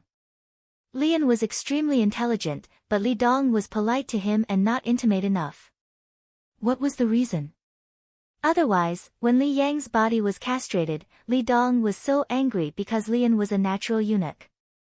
If Li Yang became a cripple, the Prime Minister's Fu would have no successor. Jiang Wan softly said, "Second young Master Li, if a secret is hidden for too long, it will no longer be a secret." Li An only felt all the blood in his body rushing to his head, and his whole body almost solidified. Suddenly, he raised his head and let out a heart-wrenching scream. That scream was so mournful that everyone could not bear to hear it again. Li An suddenly raised his head, and his eyes were bloodshot with madness. He shouted, "Demoness, I will kill you." The Red Thunder army behind him understood and also rushed towards Jiang Wan. They had already issued a kill order, so there was no reason to let her go. The two bodyguards beside her tried their best to stop them. Jiang Ruan's eyes slightly darkened. She only heard the sound of galloping horses in the distance, echoing in the valley. The person at the front was tall and strong, and behind him was a majestic group of soldiers, no less than the Red Thunder army.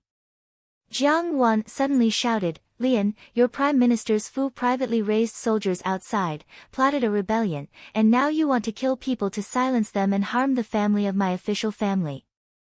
Her voice clearly resounded throughout the valley, "Even if I die, I will not die in your hands." After saying this, she turned around and leaped into the cliff. "Miss!" Bai Ji exclaimed and almost fainted. Dewdrop also widened her eyes, but then she heard the sound of arrows piercing through the air. She saw a large group of soldiers and horses rushing over like a gust of wind, rushing into the Red Thunder army and starting to fight. The few horses at the front went straight to the cliff. Zhao Yuanfeng quickly turned over and dismounted, grabbed the bodyguard's collar and shouted, "Where is Miss?" The bodyguard shook his head and said angrily, "Jumped off the cliff." Zhao Yi, who was walking behind, stiffened. Guan Lianghan frowned, "What? It can't be." Jiang Wan was a cunning person, how could she suddenly jump off the cliff? Li An was stunned for a moment. Ignoring the soldiers who were holding him, he suddenly laughed and said, "Retribution, retribution. That which should have died long ago. Retribution." Guan Lianghan kicked him, "Shut up." He looked at Xiao Xiao, who was walking behind him, "What should we do?" Xiao Xiao was wearing a black brocade robe, and his eyes were strangely cold. He looked at the edge of the cliff, his eyes unfathomable. When he turned his head, Bai Ji suddenly pulled his sleeve and sobbed, "Save my miss. I beg you, save my miss." She kept kowtowing on the ground, and soon, her head was covered with blood. Zhao Yi wanted to pull her up, but Xiao Xiao pulled his sleeve. Bai Ji pulled it too tightly, but from his sleeve, a bright and colorful object rolled out. Zhao Yi was shocked. It was a butterfly pendant inlaid with bright jade, with a butterfly resting on a magnolia flower. The craftsmanship was vivid and lifelike, and it was also inlaid with a high-quality emerald opal. With one look, one could tell that it was a noble object. That object happened to roll in front of Bai Ji. Bai Ji looked at it and was suddenly startled, "Why do you have something that belongs to my miss?"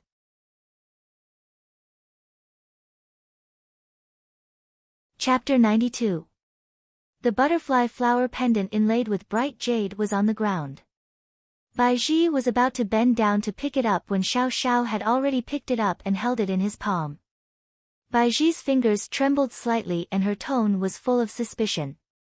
"How come you have Mrs. things?" Xiao Xiao also seemed to be slightly startled. "Jiang Wan. This is my Mrs. pendant." Bai Ji said, "I haven't seen it for many years." "How come you have it?" Xiao Xiao turned to look at Yi Feng. Yi Feng looked back at him stiffly. Zhao Yuanfeng and the others looked at him in confusion. Xiao Xiao walked to the edge of the cliff and to everyone's surprise, he suddenly lifted the corner of his robe and rushed down. His movements were too fast and no one could stop him. Yi Feng only had time to shout, "Master!" Clouds and mist curled up from the cliff. Only the dense forest of the mountain stream could be seen, quiet and distant, but it seemed to contain infinite murderous intent. Yi Feng rushed to the edge of the cliff with a look of incomparable self-blame. After a moment of shock, Guan Lianghan gradually calmed down. He walked over and patted Yi Feng's shoulder. "Xiao Xiao's qinggong is outstanding. You go back first. Zhao Darren and I will send troops down to search." Although he was also shocked why Xiao Xiao suddenly rushed down the cliff, he also understood that this fellow disciple had never been a willful person. Something must have happened. Yi Feng listened to his words and understood that with Xiao Xiao's skills, no accident would occur. He collected his emotions and walked back to Guan Lianghan's side. When he passed by Baizhi, he could not help but look at her with a complicated expression. When Baizhi heard that Guan Lianghan was going down to search, she breathed a sigh of relief and hurriedly went to check on Lian Xiao. She was also suspicious. Jinying Wang was not related to Jiang Wan, so why was the pendant on him? The butterfly flower pendant inlaid with bright jade was Zhao Mei's favorite pair of earrings.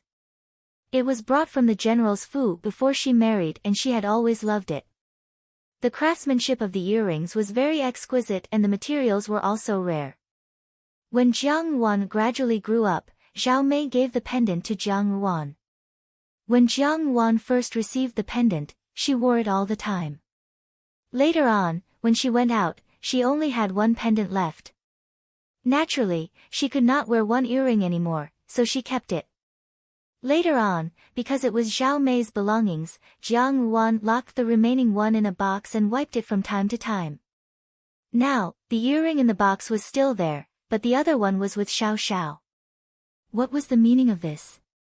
Baizhi couldn't figure it out. Zhao Yuanfeng and Zhao Yi, who were present, were also unable to understand. In their eyes, Xiao Xiao had leaped down the cliff for Jiang Ruan's sake. However, based on their understanding of Xiao Xiao's temperament, he was definitely not the kind of person who would have tender and protective feelings for the fairer sex.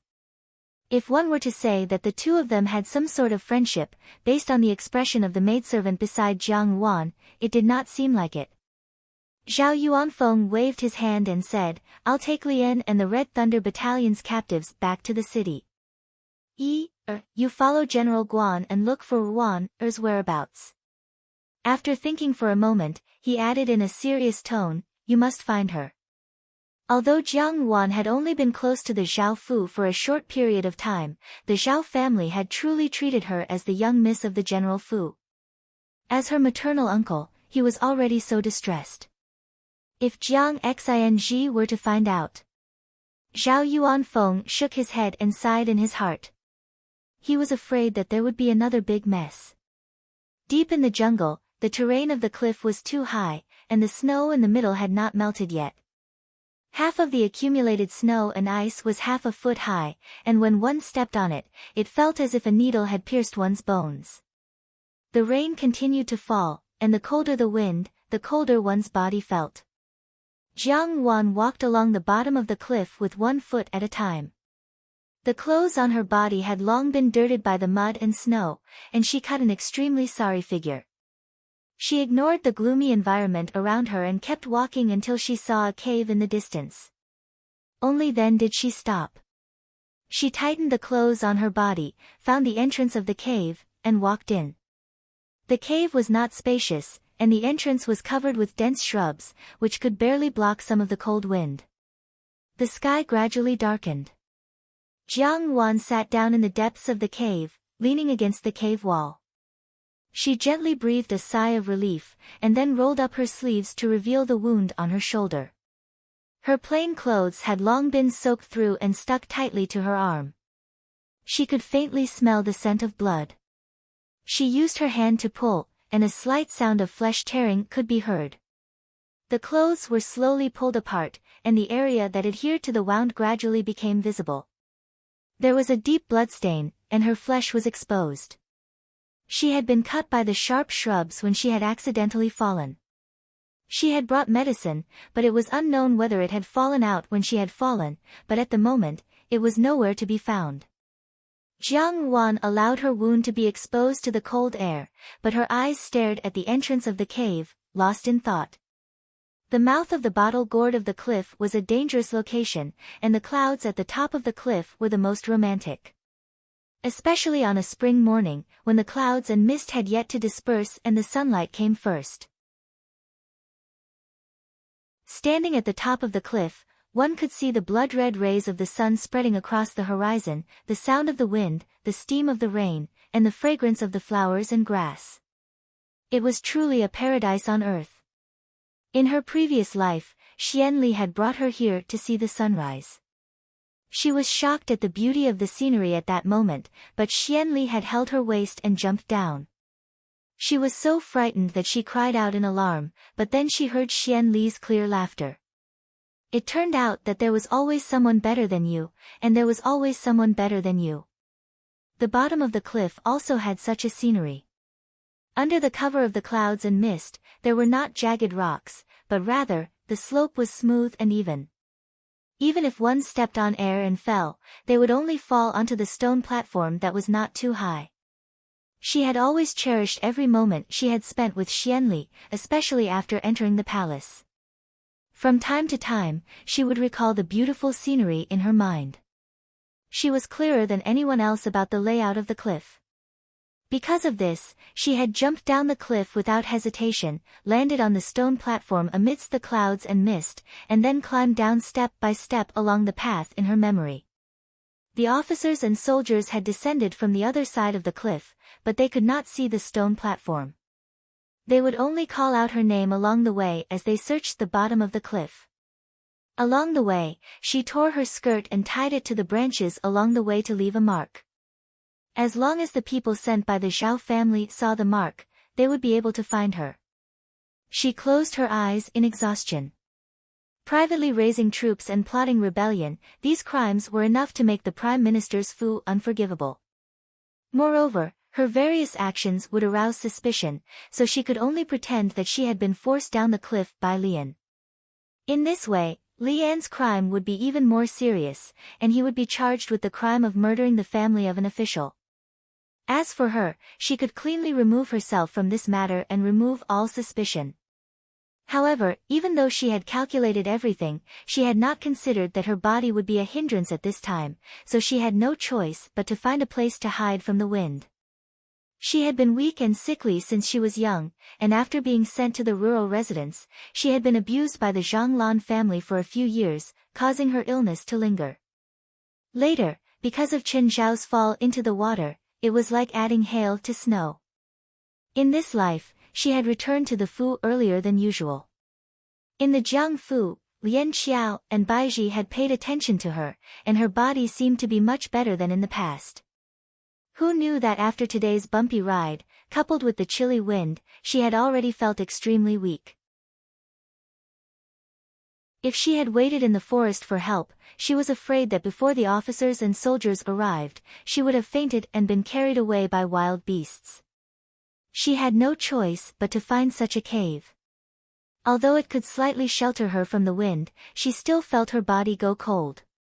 Her close-fitting clothes had been soaked by the snow, and at this moment, there was no other thing that could keep her warm. If she really had to wear cold clothes and freeze for an entire night, she really did not know what would happen in the end. Jiang Wan rubbed the space between her brows. Just as she was thinking about whether or not she should go outside and find some stones to block the entrance of the cave more tightly, she heard the sound of light footsteps. Her expression changed, and she quickly sat up to carefully listen to the movements outside. The footsteps were light and steady. Each step was slow and firm, but there were no shouts or other noises. It was not the officers and soldiers. Jiang Ruan's heart sank. It was already late at night, and normal prey would not come here. Who could it be? The sound of the footsteps was coming straight towards Shandong. Jiang Ruan's hand reached into her sleeve. The dagger that she had taken with her when she had left was still there. She gripped the ice-cold dagger tightly and stared at the entrance of the cave, which was hidden by the bushes. Step by step, each step hammered on her heart. The footsteps stopped a few steps away, and Jiang Yuan breathed a sigh of relief. The next second, the bushes were pushed aside by something, and a slender figure appeared at the entrance of the cave. The sky was gloomy, and it was already evening. In the dim light, his face was clearly reflected in Jiang Yuan's eyes. In an instant, the two of them looked at each other. One was astonished, and the other was slightly startled. Jiang Yuan stared fixedly at him. Xiao Xiao was dressed in a black brocade robe. His tall and slender body was like jade. His outstanding appearance, coupled with his innate elegance, made this dark and dirty cave seem like a great honor. Xiao Xiao was also sizing up the person in front of him. The young girl's clothes were tightly stuck to her body, and her black hair was disheveled. Her eyes were vigilant and surprised as she stared at him. She had always been gentle and calm, smiling as she toyed with people in the palm of her hand. This was the first time that she was in such a difficult situation. After pondering for a moment, he walked in with large strides. Xiao Wangye. After a long while, Jiang Yuan regained her composure and looked at him. Why did you come here? It's already late, and it's not appropriate to continue on the road here. Your body is extremely weak, and you can't walk. It's best to stay here and wait for the soldiers to arrive, Xiao Xiao said lightly. Jiang Yuan understood the meaning behind his words and smiled. Xiao Wangye wants to save me. She still had doubts in her heart. Xiao Xiao was an unfathomable person, and no one could guess his thoughts. Last time, he had helped Jiang Su, and now, he had helped her again and again. What exactly did this mean? She couldn't understand. However, Xiao Xiao turned his head to look at her. His beautiful eyes were like the night sky sprinkled with diamonds, and they shone like stars. To kill 10,000 enemies, you lose 3,000 of your own. Is this your method? Looking at the way she had dealt with the Grand Chancellor's Fu, without batting an eyelid, pressing forward step by step, luring the snake out of its hole, and finally taking down the Grand Chancellor's Fu in one fell swoop. Her methods were ruthless, and her thoughts were meticulous. At such a young age, she had never seen such a person before. And at this moment, it seemed that even jumping off the cliff was within her calculations. For such a plan, if it had been even a little off, it would have resulted in death. It was fine that her methods were ruthless, but she was also ruthless to herself. She had the guts to defecate, but she was still so audacious. Wrong, to kill 10,000 enemies, you lose 3,000 of your own. Jiang Yuan corrected him. Thinking of the desperate situation that the Grand Chancellor's Fu was in, she felt a little pleased. However, she knew that this was far from enough. The pain that Li Dong had given her and Pei had to be returned. Xiao Xiao looked pensive. What deep hatred does the Grand Chancellor's Fu have with you? At first, he had thought that she was Xian Li's person, but after seeing her make Xian Li suffer miserably at every step, he knew that it wasn't the case. In the case of the reservoir, the spearhead was directed at the Grand Chancellor's Fu. Not hesitating to bury the entire Grand Chancellor's Fu, there was naturally a deep hatred between them. However, the brocade guards that he had sent out had not been able to find out what had happened between Jiang Yuan and the Grand Chancellor's Fu. Furthermore, when Li Yang and his son had gone to the Jiang Fu, it was the first time that Jiang Yuan had met the Grand Chancellor's Fu. Was it really that simple? Jiang Yuan smiled faintly. No comment. With regards to Xiao Xiao, it was really difficult for her to feel at ease. However, just as she finished speaking, she suddenly coughed. Her body was unusually cold, and her mind felt dizzy. Xiao Xiao stood up. Before Jiang Yuan could clearly see what he was going to do, she felt her body warm up. Xiao Xiao's black gold rain silk crane cloak lightly fell on her body. This crane cloak was obviously extremely warm, but it was light without a trace of weight. Because it had just been taken off Xiao Xiao's body, it still carried his warmth. Jiang Wan was startled. Xiao Xiao walked out. Jiang Wan hugged his crane cloak. This crane cloak was like charcoal in snowy weather. Just now, her ice-cold body finally had a trace of warmth. But after a moment, Xiao Xiao walked back. She didn't know where he had picked up some dry firewood. The rain on the cliff had not stopped, and the accumulated snow had not melted. Finding firewood that did not get wet was harder than ascending to heaven. Xiao Xiao, who was covered in frost and snow, placed the dry firewood on the ground and lit it with a match. The firewood crackled as it burned, and the dark cave was immediately lit up. It was so warm that it made people feel like they were hallucinating. Xiao Xiao said, "Sit here and dry your clothes.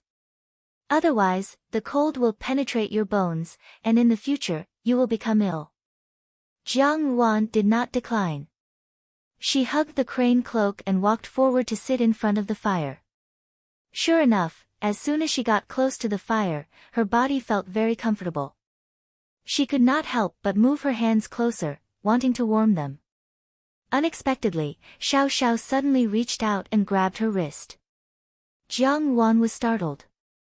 Before she could react, Xiao Xiao had already quickly taken her pulse. Frowning, he let go of her hand and stared at her thoughtfully. When Jiang Wan saw his expression, she was astonished and asked, "Does Xiao Wangye have something to say?" Xiao Xiao shook his head, and his gaze fell on her shoulder. Jiang Ruan's shoulder was injured. Although she endured it, there was still something strange about it. Xiao Xiao's attention was astonishing, and with a glance, he discovered the abnormality. After thinking for a while, he took out a small celadone bottle from his bosom and threw it into Jiang Ruan's arms. Jiang Ruan took it, paused, and pulled out the cork. A cool and refreshing smell gushed out. Xiao Xiao's voice was cold and clear, "Golden wound medicine, it will not leave a scar." Jiang Ruan smiled slightly, "Many thanks." But in her heart, she became even more suspicious. Xiao Xiao's help seemed even more strange. This person's conduct was cold and indifferent, so why was he so considerate? But, he actually had medical skills. Xiao Xiao was a mysterious and unfathomable person. Even Xianli, who had the intention to rope him in, did not know Xiao Xiao's ins and outs in his previous life, not to mention that he also had medical skills. Seeing that Jiang Wan had taken the medicine, Xiao Xiao did not stay any longer. He got up and left the cave. When Jiang Wan changed the dressing, in order to avoid suspicion, Jiang Wan quickly sprinkled the medicine in the celadone bottle on her wound and roughly bandaged it. She did not know what kind of miracle medicine it was, but the effect was surprisingly good. The wound no longer hurt, and there was a cool and comfortable feeling. Jiang Wan was relieved. After a while, Xiao Xiao walked in again, holding the newly found firewood and a skinned hare in his hands. He was domineering and reserved, arrogant to the bones, and as he walked in the night, he was naturally distinguished. Even in this gloomy and windy land, it seemed that because of this person, there was a trace of security.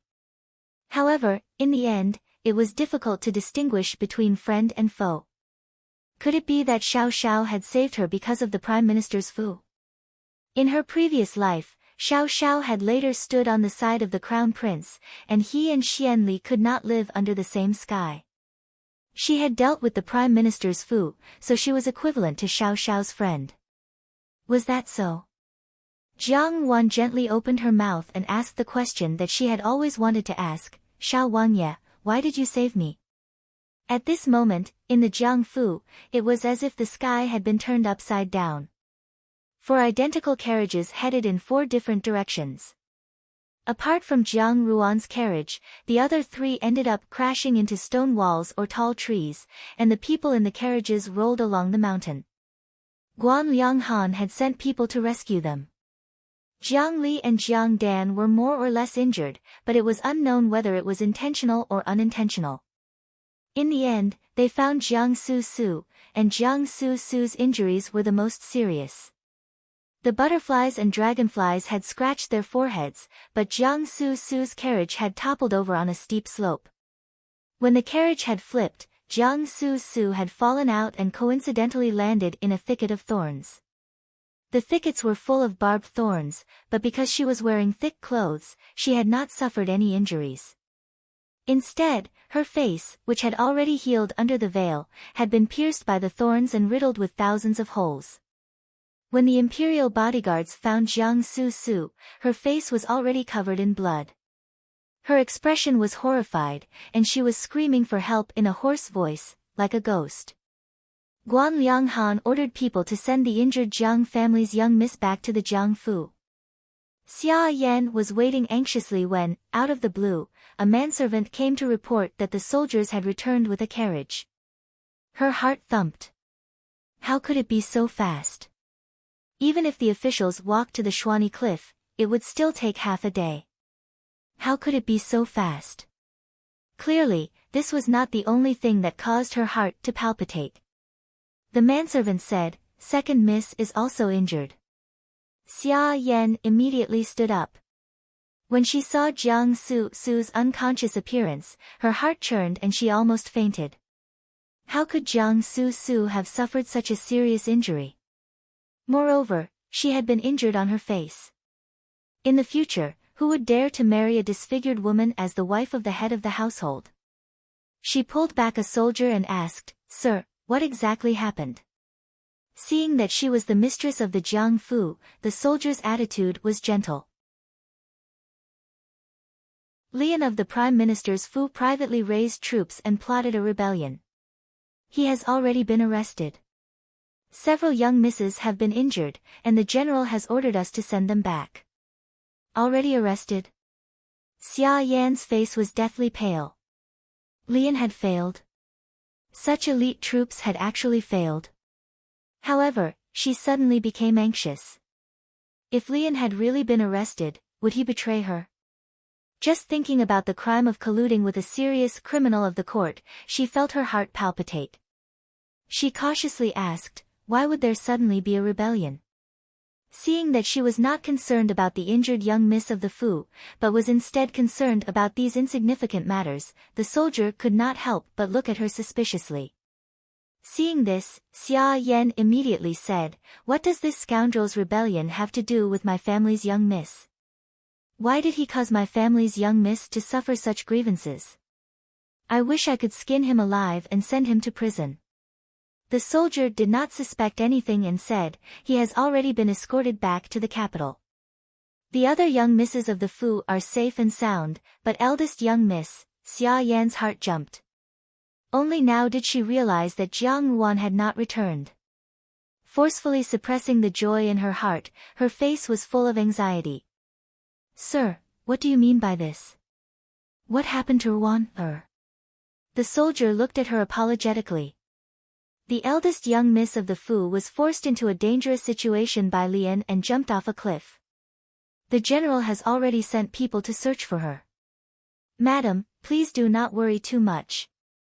Xia Yan's heart swept away the haze of disfigurement on Jiang Su's face, and she could not help but want to laugh out loud.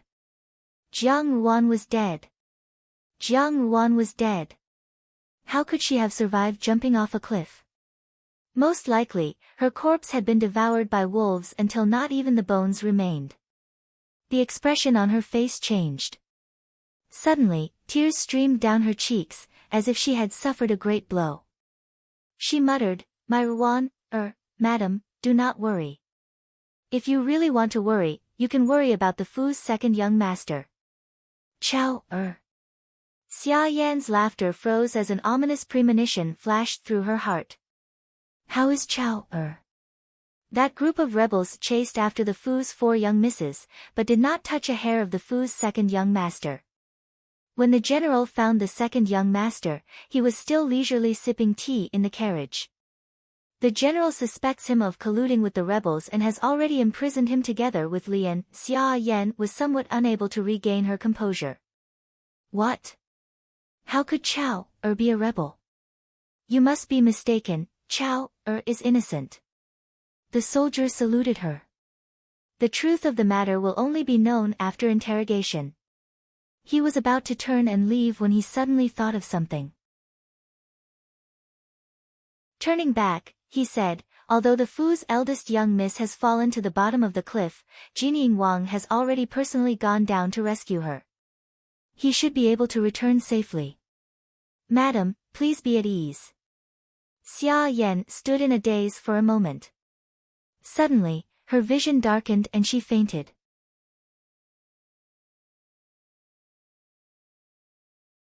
Chapter 93. Light and shadow swayed in the cave. Even the simple and crude environment appeared moving because of the firelight.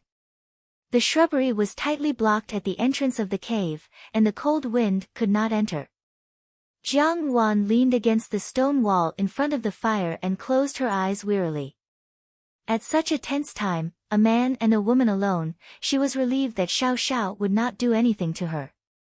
In her previous life, he was famous for his indifference towards women. Xian Li had tried to send him beauties many times, but in the end, he could only return empty-handed. Moreover, she was only 11 years old, and she was in such a sorry state. If Xiao Xiao really had any intentions, he would be blind. After taking Xiao Xiao's medicine and eating, her body gradually warmed up. After a day of running, she was too tired, and finally, she could not help but fall asleep. Before she fell asleep, she thought about how Xiao Xiao had answered the question she had asked him before. He had said, I, Xiao, owe you a life. What did that mean? Jiang Wan fell into a deep sleep. After a while, the young man, who was staring at the fire, turned his head and stared at Jiang Wan thoughtfully. The girl had shed her usual sharp and vicious aura, leaving only a gentle and beautiful appearance. Her facial features were bright and beautiful, and under the light of the fire, there was a faint charm. Given time, she would definitely be a great beauty. However, Xiao Xiao's heartstrings were not moved by the beautiful scene in front of him. He only lowered his head and felt for an object in his sleeve. It was the pendant with a bright jade butterfly in love with a flower. He slightly lowered his eyes, and his slender fingertips stroked the pendant. An indescribable emotion gradually emerged in his eyes. Time seemed to rewind to 5 years ago. 5 years ago, he had been in the Imperial bodyguard for 5 years. He had just left the school when he received a mission from a fierce commander of the southern frontier. This commander was not to be feared, but there was a strange shaman by his side. In order to establish his power in the Imperial bodyguard, and also to keep the mission secret, he went deep into the southern frontier alone. After 7 days and 7 nights, he killed the commander and shaman. The shaman also used his familiarity with the southern frontier's terrain to poison him. The people of the southern frontier would not cure him. The 15-year-old boy rode back to the capital on a horse and narrowly escaped death. There were countless people in the capital who wanted his life.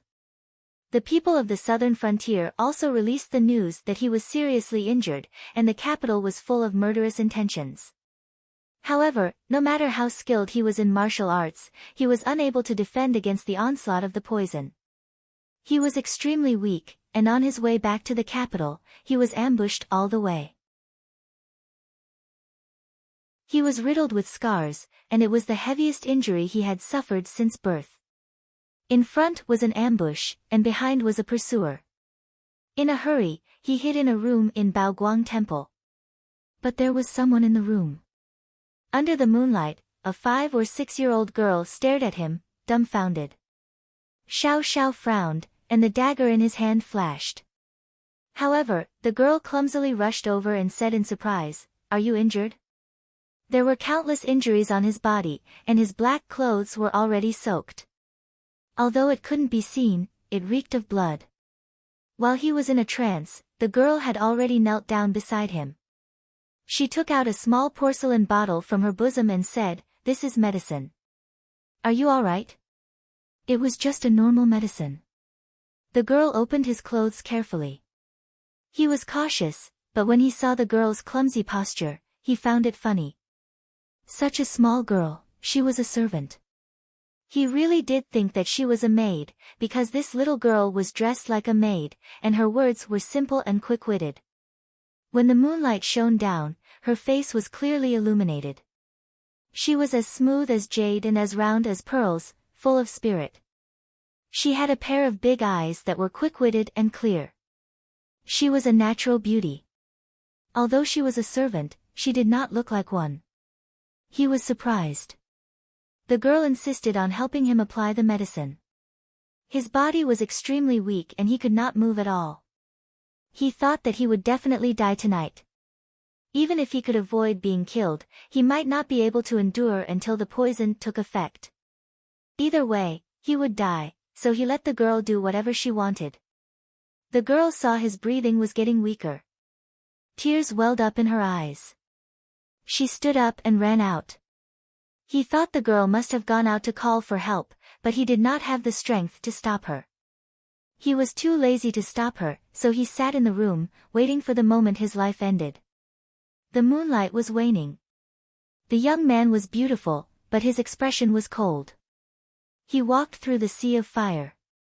The higher he went, the more stable he was, but the lonelier he became. He did not know the meaning of living, and he did not know what he was living for. Not long after, the girl came back again. She was holding food and clean water in her hands. Her face was still a little dirty. She timidly pushed the food to his side. Eat. You'll have strength after eating. Xiao Xiao knew medicine. Seeing the marks on the girl's face, he knew she was injured. How could someone beat up such an intelligent and beautiful young lady like this? He frowned and looked at the food on the ground. Then, he understood. He thought that the little maid must have stolen food for him and was discovered by others. That was why she was covered in scars. His heart moved slightly. The girl looked at him longingly. Seeing that he was not moving, she picked up the bowl and brought it to his lips. He was really thirsty, so he lowered his head and drank. Although the girl moved with difficulty, she looked very skilled. It seemed that she often served people tea. Don't die. The girl looked at him and said, I won't tell others that you are here. Xiao Xiao did not speak. The girl began to feed him steamed buns again. She slowly spoke. It was nothing more than that in a few days, the pear blossoms on the west mountain would bloom, and the peach blossoms on the east mountain would also bloom. She wanted to go with her parents to see the flowers and grass. She wanted to make new clothes and shoes. The girl next door had a small hunting dog. She also wanted one. Her older brother's essay had been praised by the father and son. In the future, he would definitely be the top scholar. She rambled on, trying to say something interesting to make him happy and not fall asleep. Her intentions were so immature that Xiao Xiao did not understand. Although he was not interested in the other's intentions, he just listened as a joke. He felt that this child must have a happy family. That was why she was so kind and warm. Even the things that came out of her mouth were full of interest. That night, the poison unexpectedly did not act up. The simple medicine and food also gradually restored his strength. In the meditation room at the back of Baoguang Temple, the night was full of moonlight and a spring breeze. A young man and a girl, one sitting quietly, the other talking. The scene was surprisingly harmonious. She talked the whole night. In the morning of the second day, the temple bell rang. Someone outside called softly, Miss, Mississippi. The girl suddenly stood up. My maid is looking for me. You should leave now that you have recovered. Be careful not to be discovered. So she was not a maid. Xiao Xiao whispered, thank you. The girl had already walked to the door. When she heard his words, she suddenly turned around and looked at him with a smile, no need to thank me. Today, I saved your life. In the future, if I am also in danger and you happen to pass by, you can save my life again." That day, he did not die.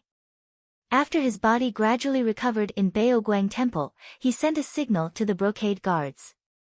When he returned to the city, with an unstoppable force, he swiftly and decisively dealt with the assassins in the city.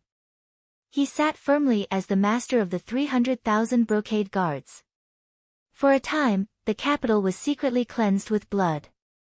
Since then, everyone in the imperial court hated him, and he was known as a rebel and traitor. He did not know who the girl in Baoguang Temple was. He only picked up the earring that she had dropped. The Shao family would always repay kindness. They sent Yifeng to investigate. Yifeng found out that the Jiang family's young lady went to offer incense that day. It was the Jiang family's second Mississippi. Therefore, on the Linglong boat, when Jiang Su was in a desperate situation, he remembered the promise of, "In the future, if I am also in trouble and you happen to pass by, you can save my life again," and helped her once. When Xiao was young, he had lived a life of licking blood on the edge of a knife. He had endured what ordinary people could not and experienced what ordinary people could not. His intuition was surprisingly accurate. After saving Jiang Su, he already felt that something was wrong. Jiang Su's reputation in the capital was excellent. She was also known as a fairy. She was kind, innocent, talented, and the apple of the Jiang family's eye. She was very much in line with the kind-hearted girl that night. However, with one glance, he could see the girl's hypocrisy and pretentiousness. In fact, it was difficult to connect the two of them. At this time, Jiang Ruan appeared. Jiang Ruan's eyes were very similar to the girl's, but also different. The murderous intent in Jiang Ruan's eyes was too heavy. She was vicious and merciless. She was skilled in killing with a borrowed knife. With such shrewdness, she was like a different person from the girl that night. Moreover, Jin 1 and Jin 2 had investigated that Jiang Ruan had not been valued in the Jiang Fu since she was young. Jiang Quan did not like her mother had died young, and her elder brother had been depressed. How could she be as happy as the girl had said? Intuition and reality were poles apart. Now that the truth had come to light, everything became clear. It turned out that Jiang Su was really not the girl that night. Since Jiang Wan was originally a member of Baoguang Temple, how could she change from her usual innocent and kind temperament to become so overbearing? 5 years of oppression in the rural residence, as well as her biological father and stepmother making things difficult for her, was it possible for her to change her temperament? Even if she had changed her temperament, how could these methods be used by a young girl? There was also her mysteriousness. Hui Ju's prophecy was all thanks to her. She could also predict the flood in the capital in advance. Who was she? Xiao put the pendant back into his sleeve. His eyes were like bright stars in the night, and he pursed his lips. With this pendant as a trust, he owed Jiang Ruan his life. He would repay her in the future. "Many thanks," he said in a low voice. Jiang Ruan had a dream. The time of this dream was too long ago. She was not very clear, but it seemed to be 5 years ago. 5 years ago, Zhao Mei was seriously ill in bed. When the doctors came to see her, they all said that there was no way to save her, and that they could only wait to prepare for her funeral. She looked at Zhao Mei's emaciated appearance as she lay on the bed, and the sorrow in her heart could not be contained. Coincidentally, it was the annual day to go to Baoguang Temple to offer incense. Baoguang Temple's first incense was the most efficacious. She wanted to offer incense, but Jiang Quan said that Zhao Mei was seriously ill. As his biological daughter, she should stay in the Fu to wait for her illness. At that time, she was depressed and indignant, but she did not dare to openly refute Jiang Quan. Thus, she decided to secretly follow Xia Yan and her daughter's carriage, dress up as a servant girl of the Jiang Fu, and sneak in. When they arrived at Baoguang Temple, she would beg the abbot to allow her to offer incense and pray for Zhao Mei's illness to improve. Thus, she asked Lian Qiao to go with her, and asked Bai Ji to disguise herself as her. She changed into a servant girl's attire and really did blend in with the group of servants and old women of the Jiangfu, and they went together to Baoguang Temple. To her, that was the most daring thing she had ever done. After successfully blending in with the crowd, she was very proud of herself for a while. However, she did not know that such an easy way to blend in was because Xia Yan had long known that she was in the crowd and had deliberately let her pass. Then, she hid in the meditation room when no one was paying attention, looking for an opportunity to slip out. Since she had mixed in, she could not eat vegetarian food with the servants, lest she be discovered. She could only sneak into the temple's kitchen to steal food, not wanting to be discovered. She sent it to the leading old woman of the Jiangfu, saying that she would discipline her properly. That old woman did indeed discipline her ruthlessly. She was beaten black and blue all over, but did not dare to make a sound, lest her identity as the eldest miss of the Jiang family be discovered. At that time, she was riddled with scars and barely managed to get a portion of food. However, the matter did not end there. On the second day, the first incense was not burned. Even for a large temple like Baoguang Temple, the incense money was actually based on donations. Xia Yan had donated quite a lot of incense money, so the first incense was burned by her. Thinking about it, her wish at that time was nothing more than for Zhao Mei and Jiang Wan to die a horrible death. In her previous life, this incense had indeed come true. On the way back, Xia Yan had accidentally discovered her in the crowd. After returning to the Fu in a panic, everyone knew about it. When Jiang Quan found out that Bai Ji was pretending to be her, he flew into a rage.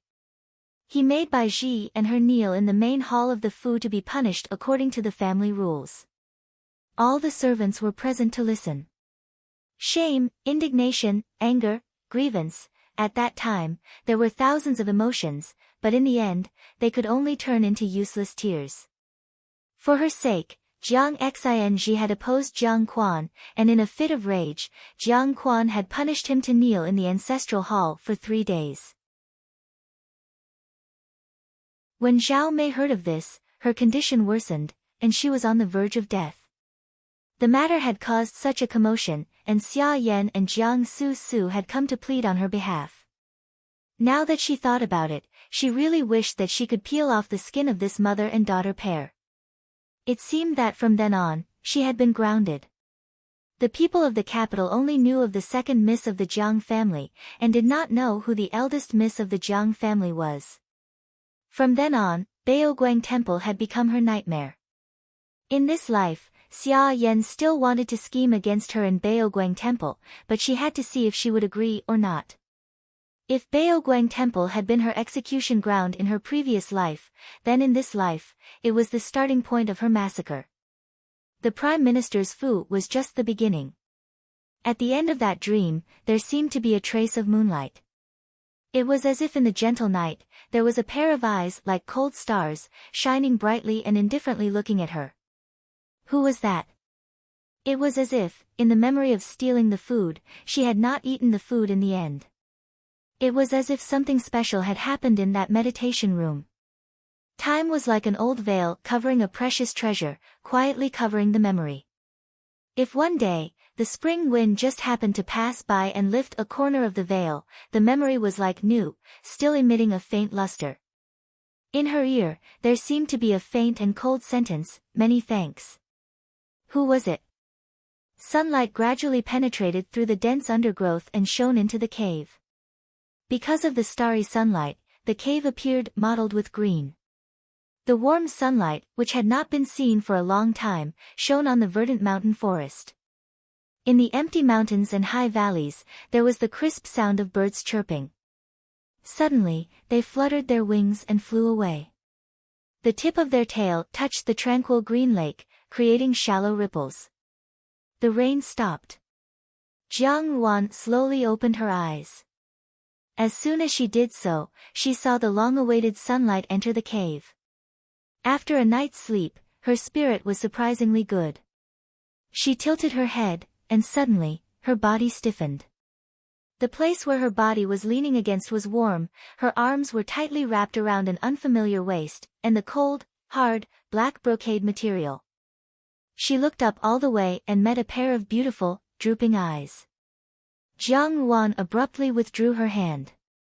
She had actually hugged hugged Xiao Xiao's waist and slept for the whole night. Looking at that posture, she had probably taken the initiative to hug him passionately. Jiang Ruan sucked in a breath. Xiao Xiao was completely unaware. Seeing that she had woken up, he stood up and said, "I left a mark outside. If they see it, they will quickly rush over." Jiang Ruan's clothes were already dry, so she took off the black and gold crane cloak covering her head and returned it to Xiao Xiao, saying, "Many thanks, Xiao Wangye." However, Xiao Xiao seemed to have thought of something. He turned to Jiang Ruan and said, "Your body is very weak, and you have a cold illness. In the Fu, pay more attention to the tea and food." He did not go overboard, but Jiang Ruan understood tacitly. Someone had poisoned her. Xiao Xiao saw through her doubts and said, "The cold illness was born in the womb. After that, it has been worsening for many years." Jiang Ruan lowered her head. So there was such a thing. In her previous life, had Jiang Quan and Xian Li already known about this matter, so they had not hesitated to let her enter the palace in place of Jiang Su Su and keep that healthy, perfect daughter of the Jiang family as the new emperor's empress? No, that was not it. Even if she did not have such a cold illness, Jiang Quan would not have kept her. Xian Li and Jiang Quan had chosen her as a sacrifice from the beginning. However, Xiao Xiao had still helped her by saying this. Him helping her like this made Jiang Ruan recall Xiao Xiao's words from last night. Did he owe her a life? She wanted to ask clearly, but suddenly heard the sound of hooves in front of them. Xiao Xiao swept away the bushes at the entrance of the cave, and sure enough, he heard a pleasantly surprised voice, "Wang Ye." Jiang Ruan followed him out. The sun was shining brightly outside, and in the forest, a troop of soldiers and horses saw them and rushed towards them. The one at the front was impressively Guan Lianghan's Jiang Xing. R1. Lao San. After searching for an entire night without any results, Guan Lianghan and Jiang Xing were extremely anxious, especially Jiang Xing. He hated that he had to overturn the entire mountain, and his hands had been shaking the whole way. Now that he saw that Jiang Ruan was safe and sound, he let out a long sigh of relief in his heart. Calling out Jiang Ruan's name, he galloped over on horseback. The soldiers also followed him and rushed over. In front of the cave, the black-clothed youth and the plain-clothed young girl were bathed in the sunlight. Looking from afar, they were pleasing to the eye. However, when Jiang Xing approached, his expression became complicated. Jiang Ruan's hair was disheveled, and her clothes were somewhat untidy. In her hands, she was still holding the black gold rain-embroidered crane cloak that the man wore. Because she had just woken up, her face was still somewhat flushed. She was like the most beautiful cloud in the morning sky, very tender and beautiful. On the other hand, Xiao Xiao's countenance was cold and clear, but at this moment, it was unknown what he was thinking about.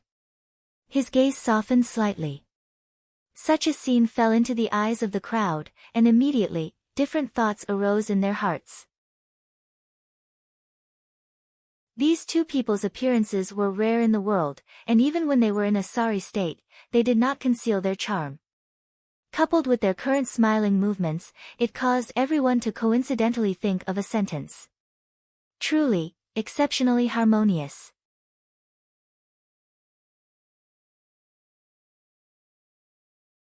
Chapter 94. In Jining Wangfu, Yifeng suddenly knelt down. "This subordinate has erred, please punish me, master." However, this matter had to be done. She originally wanted to hand it over to Jiang Xing, but Jiang Xing was currently only a deputy general. It would be difficult for him to get Li Dong and the other two out of prison. Even if he barely succeeded, if someone investigated in the future and something unexpected happened, it would bring disaster to Jiang Xing. Needless to say, Zhao Guang was a stubborn and neutral person. He might not agree to such a risk. He might even be suspicious of her actions. She changed her mind and no longer asked about the ins and outs. What was the point of asking about the ins and outs? She should make use of everything she could, such as Xiao Xiao in front of her. Xiao Xiao tied the copper pipe to the snow pigeon's leg. The snow pigeon tilted its head to look at him and pecked his fingers a few times. Xiao Xiao stroked its head and with a wave of his hand, the snow pigeon flew out of the window. Jiang Xing was stunned. The three, yes, were short, but they appeared extremely firm. Jiang Wan suddenly smiled and said, I understand. Since Xiao Wangye wants to return this favor, there is an opportunity right now. How could he say such shameless words? Who didn't know that she had only suffered minor injuries when she returned today? That day when she fell off the cliff, Xiao Xiao had even personally rescued her. Now, Jiang Xing had sent her back with such great fanfare. What was the meaning of this? She looked at Jiang Su Su, who was lying on the bed, and her eyes flashed with pain. Jiang Wan had actually said that her body was weak. Then what about her sewer? Now that she was lying on the bed with a disfigured face, what would she do when she woke up in the future? On the way back to the Fu, Jiang Xing asked Jiang Wan about what had happened between her and Xiao Xiao last night. Jiang Wan only said that nothing had happened, but Jiang Xing had a look of disbelief. He said, Wan, you are still young and there are many things you are not clear about. In the future, when you meet a man, you must open your eyes wide and see clearly. Don't let others deceive you with flowery words. After Yifeng left, Xiao Xiao picked up a brush and wrote a few words on a piece of paper in front of him. Then, he rolled the paper into a small roll and sent it into a small copper pipe. He fiddled with the bell on the table, and with two goo-goo sounds, a snow-white pigeon flew in from the window and landed on the desk in front of him. Yifeng, on the other hand, was stifling a bellyful of anger. In his heart, he cried out for his master's injustice. Thinking of his master's brilliant martial prowess, how many women in the capital wished they could throw themselves at him. Jiang Xing's expression clearly showed that Jiang Wan had taken advantage of his master. As he thought of this, he glared at Jiang Xing. Unfortunately, Xiao Xiao saw this. Xiao Xiao glanced at him indifferently, and Yifeng suddenly remembered the matter of the bright jade butterfly-loving flower pendant. His body trembled and he lowered his head. When the two of them returned to the Jiang Fu, Lu Zhu and Bai Ji had already received the news and were waiting at the entrance of the Fu. When they saw Jiang Wan, their eyes reddened. Miss. Jiang Wan looked at him seriously and said, Ever since I was young, I have seen the world's most unfaithful and fickle men. How could I be so easily bewitched by other people's flowery words? Not to mention now, even if I reach marriageable age in the future, I don't want to marry a stranger and spend the rest of my life scheming against each other. As long as I can follow eldest brother, there is no harm in not marrying for the rest of my life. Who would have thought that she would reject her own people at the door, and even use such a high-sounding reason? Injured? In a weak state? Hearing this, Guan Lianghan and Jiang Xing's expressions became somewhat strange. Xiao Xiao took in all of his actions, but did not say anything. Guan Lianghan had already stepped forward and asked, Are you alright? Guan Lianghan was used to Jiang Xing's temperament of loving his sister as much as his own life, so he waved his hand and said, Go, don't make us sound like wolves. He thought that Jiang Wan was young, so naturally, she did not understand men. This Xiao Xiao, on the other hand, was a man through and through, and he seemed to be a person of high status and power. Jiang Wan was young and biased in her beliefs, so she might have been taken advantage of. Thinking of this, the gaze she used to look at Xiao Xiao became even more hostile. She was almost dazzled by this, but it was only for a short moment. She smiled slightly and said, Xiao Wangye said last night that he owes me a life. Jiang Wan muttered to herself. With Jiang Chao's temperament, it was not that he could not do such a thing. He was conceited and did not know how to endure silently. Once he felt that the situation was slightly advantageous, he would become complacent and forget himself. It was likely that on that day, the one who had met with an accident was definitely Jiang Ruan. Jiang Su and the others had panicked in the carriage, but they had only put on an act. Moreover, they had not expected that the soldiers would arrive so quickly that he did not even have the time to pretend to be frightened by the bandits. Jiang Ruan, Jiang Xing looked at his sister's serious expression and his heart trembled. Jiang Ruan clearly did not have any expression, but at that moment, he felt a kind of bone-deep desolation. Even though they were blood brothers, he was unable to share even the slightest bit of the burden. He could only look at Jiang Ruan's lonely back, as if she was a ghost that would disappear from this world in the next second. Xia Yan was afraid that she would have to rack her brains over this matter again. Was this how she had been taught from a young age to look at men in the future? Jiang Ruan followed her gaze, and sure enough, the wound from last night had already formed a shallow layer of scar. After thinking for a while, she took out the celadone bottle that Xiao Xiao had given her last night from her sleeve and said to Lien Qiao, "This is medicine for the wound, keep it." This medicine was so efficacious, there was no guarantee that it would be useful in the future. As soon as these words were spoken, the surroundings suddenly became silent. Even the sound of a pin dropping could be heard clearly. Everyone stared at the two of them with shining eyes. Jiang Xing blushed slightly, but his attitude was very firm. Jiang Ruan smiled slightly, but the sarcasm in her eyes disappeared in a flash.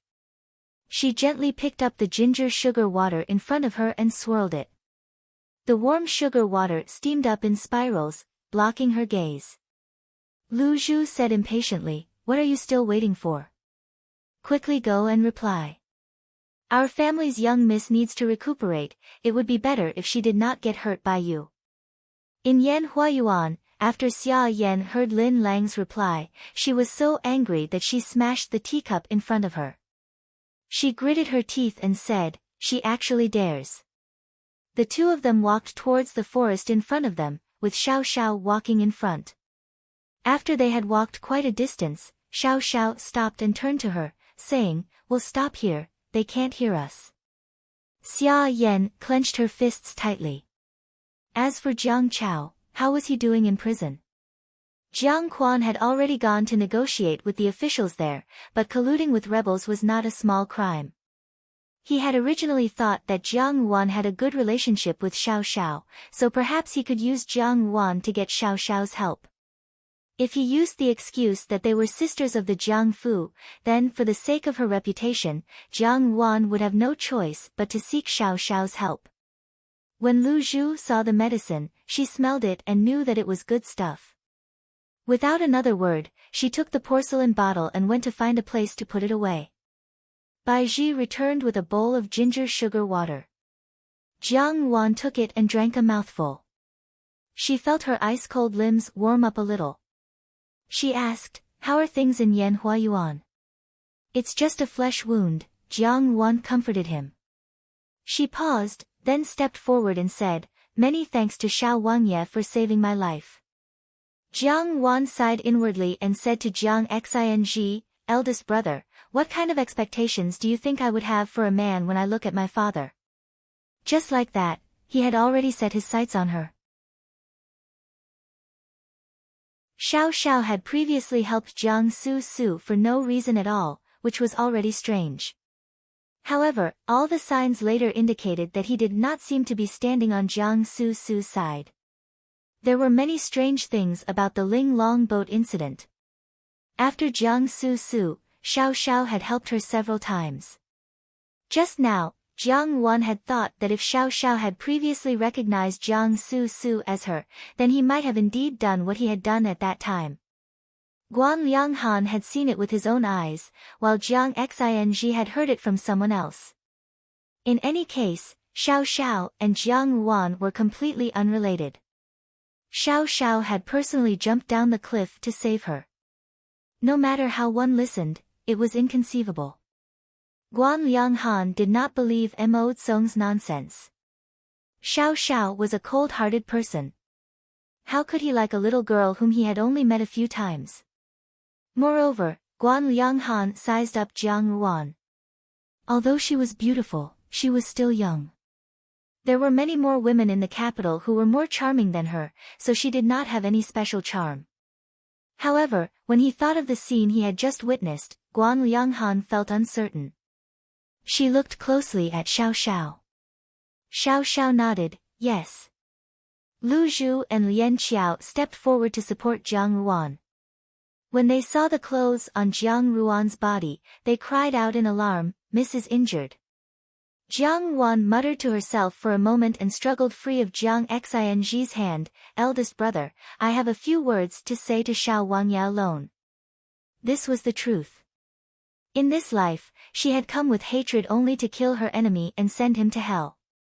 Even if she met one of the men that Jiang Xing had spoken of, she would not be able to, nor would she be willing to, get entangled with them. At that time, Lian Qiao had been hit by Li En's palm and vomited blood. She did not know how she was now. Lu Zhu said, "Lian Qiao Jijie is fine. Young master has invited a doctor to see her. He only said that she would need to rest for half a month." "Is Miss injured?" She carefully helped Jiang Ruan clean the wound that she had carelessly treated last night with water. She said in surprise, "Oh, this wound has actually scabbed." Fortunately, it healed so quickly that it did not get bigger. After a moment, he said in a low voice, "That is still not appropriate. Although all the men in this world are of the same virtue, you have to put up with them. You will always be able to find one or two who are not so bad. In short, you cannot remain unmarried for the rest of your life." Yi Feng stood obediently in the same place, but his ears perked up. The expression on his face was a mixture of sadness and joy. In his heart, he thought, "Not good, master's innocence is indeed gone." "Yes." Xiao Xiao answered. Bai Ji looked at her with some panic. Jiang Xing said, "Ruan, I will go find a doctor. You go back to your room and rest first. You two maidservants, go find some ginger sugar water. You stayed out all night last night, it would be good if you did not catch a cold." Everyone stared at the two with an expression that said, there is definitely something wrong. However, the two of them were calm and collected. Xiao Xiao nodded, "Yes. This is retribution for one's evil deeds." Lu Zhu returned after putting away the medicine and said, "I heard that second young master was leisurely sipping tea in the carriage that day. In the end, when the soldiers came to search, his face turned green." After saying this, she felt that it was funny and burst out laughing. "Miss, we servants did a good job, right?" Lu Zhu giggled and said, "Let Yan Hua Yuan worry about it on their own. Miss was frightened last night. Today, you must eat something to nourish your body. What kind of medicinal cuisine should you make?" Jiang Wan glanced at the gossipy expressions on everyone's faces and sighed in her heart. Jiang Xing stared at Jiang Wan, dumbfounded. After a moment, a trace of grief flashed across his face. He looked at Xiao Xiao as if he was an enemy. Yi Feng, Guan Lianghan and the others all had martial arts, and their hearing was extraordinarily good. Since the matter she wanted to say needed to be avoided from the crowd, it could not be heard by others. Xiao Xiao thought of this and was very considerate. Yi Feng breathed a sigh of relief in his heart, only to hear Xiao Xiao say, "Your position will temporarily be replaced by Genie." As he thought this, a third-rank servant girl timidly knocked on the door. Jiang Wan motioned for her to come in. The servant girl said, "Miss, Lin Lang Jijie, who serves Furen, wants you to go to Yan Hua Yuan." The atmosphere became strangely strange. Jiang Xing pulled Jiang Wan back a step and said, "Your Highness, General, Wan was frightened and injured. Xing will first take her back to the Fu for treatment. As for the rest of the matter, after escorting my younger sister back to the Fu, Xing will come to see General." Xiao Xiao shook his head.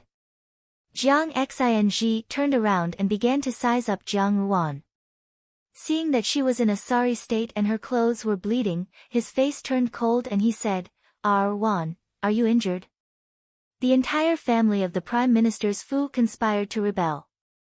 In this life, they have already committed an unforgivable crime and are bound to die. I want Xiao Wangye to protect their lives and hand over Li Dong and his 2 sons to me. If we can't sacrifice the child, we can't trap the wolf. Right now, Chao Er's life is the most important. Xia Yan gritted her teeth. She smiled at Xiao Xiao and said, Many thanks, Your Highness. When Baiji heard this, she smiled and said, The sky has turned upside down. When second young lady came back yesterday, her face was covered with blood, as if the carriage had turned over and fell into the thorns. It took a long time for the soldiers to find her. The doctor said that it might leave a scar. This time, it was Jiang Ruan's turn to be astonished. Rumors had it that Jinying Wang was cold and heartless, but now that she saw him, his temperament was surprisingly good. She frowned slightly. Did he really value the debt of saving his life so much? She spoke quickly and steadily, almost without thinking about it. Obviously, she had hidden these words in her heart for a long time. Jiang Ruan raised her head to look at him. Coincidentally, the sun had just risen in the mountain forest, and the warm golden rays of the sun made his face look even more handsome.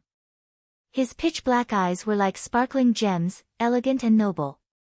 The third-rank servant girl stared blankly and repeatedly shook her head.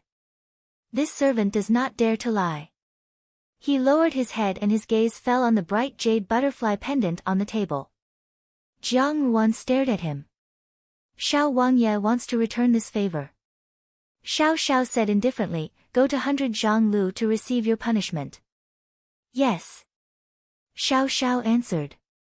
Xiao Xiao looked at her seriously, but did not ask why. He nodded and said, Okay. Delayed the timing. Jiang Ruan raised her eyebrows. The people who had searched yesterday were the Guan and Zhao family armies. Needless to say about the Zhao family, the Guan family army had also obeyed Jiang Xing's orders. Could it be that this was deliberate? Naturally, she would not feel any sympathy for Jiang Su. She heard Baiji continue, This is still nothing, but that second young master is a complete idiot. That day, he was sitting alone in the carriage and was safe and sound, but he was arrested as an accomplice of the rebels. At this moment, Yan Huayuan is in a complete mess, thinking about how to rescue second young master. At that time, she was extremely exhausted and did not have time to ponder the meaning behind Xiao Xiao's words before she fell into a deep sleep. This morning, before she could ask for an answer, she saw Jiang Xing. Jiang Wan and Jiang Xing were siblings, so naturally, she understood what Jiang Xing was thinking. For a moment, she was helpless. Finished speaking, she did not care what else the servant girl had to say. She pushed the servant girl out of the room and neatly closed the door. Xiao Wangye helped second younger sister because he thought she was me. She asked. Jiang Xing dismounted from his horse and walked quickly to Jiang Ruan. Without batting an eyelid, he pulled Jiang Ruan behind him to block Xiao Xiao. Baiji glared at him and imitated Lien Qiao's usual shrewish manner, Are you all blind? Can't you see that Miss has just escaped from death, and is injured and very weak? I'm afraid that you won't even have the strength to walk and is waiting for the doctor to come and treat you. Furen is compassionate, how could she not be considerate to Miss? It must be you, this dead hussy, who is talking nonsense. Indeed, he was a complete idiot. But she was really unwilling to let this matter settle like this. This was a rare opportunity. Although she did not know much about Xiao Xiao, she knew that in her previous life, this person had a firm heart and would do what he said. In some ways, he was a rare true man. Moreover, Xiao Xiao had a wide network and great power. With him stepping forward, there was a 70% chance of success. But Jiang Wan also knew that it was impossible to convict Jiang Chao of colluding with rebels based on this point. As long as there was no conclusive evidence, no one would be able to convict Jiang Chao. Although the crime did not warrant the death penalty, it would not be easy to escape from that man-eating prison. Furin is thinking. Li Momo asked. Mistaking Xiao Xiao's savior and mistaking the enemy of Xiao Xiao's savior as his savior, even if Yi Feng had 10 lives, it would not be enough for him to die. He was not afraid of death, but he was afraid that Xiao Xiao would not allow him to follow by his side. He could not help but feel somewhat discouraged. Who would have thought that Jiang Wan would disguise herself as a maidservant and blend in with the procession that night? Coincidentally, she had told the public that only the second Jiang Miss had gone to offer incense. Guan Lianghan looked at Jiang Wan meaningfully and then looked at Xiao Xiao. Suddenly, a mischievous smile appeared on his face. Pretending, and still pretending that nothing had happened, there was definitely a problem. She did not want to have anything to do with this person, and it would be best if they were strangers. However, there were some things that she had no choice but to borrow his hand, which would cause misunderstandings. Jiang Xing was different from Guan Lianghan. He had little contact with Xiao Xiao, and when he left the capital 5 years ago, he knew nothing about the capital. Now that Jiang Wan was his most beloved sister, he immediately looked at Xiao Xiao as if he was looking at a lecher. He pulled Jiang Wan back, not letting her continue forward, and said stiffly, "On behalf of my sister, Xing thanks your highness for saving my life." Slut! Xia Yan clenched her fists tightly. This matter was of great importance, and Xia Cheng would not recklessly wade into these muddy waters to protect himself. What should she do? After struggling for a while, she finally made up her mind and said, "Go get the key to my storeroom." Bai Ji and Lian Qiao hurriedly complied and helped Jiang Wan back to her room. When they returned to the courtyard, they lay down on the couch. Bai Ji went to look for ginger sugar water, and Lu Zhu helped Jiang Wan change into a clean set of clothes. Jiang Wan asked, "How is Lian Qiao?" Xiao Xiao stared at her and could hear the businesslike tone in her words. He asked, "What do you want to do?" This time, Jiang Wan was a little surprised. She put down the bowl and said, "I was actually caught." Yi Feng hung his head dejectedly and went out. Just as he stepped out, he saw housekeeper Lin, who was leaning against the door and eavesdropping. He looked at him with sympathy and said, "Feng, how did you make His Highness angry?" "Hey, wait, don't walk too fast. Tell me what happened between His Highness and the Jiang family's miss last night. Why did you jump down to save her?"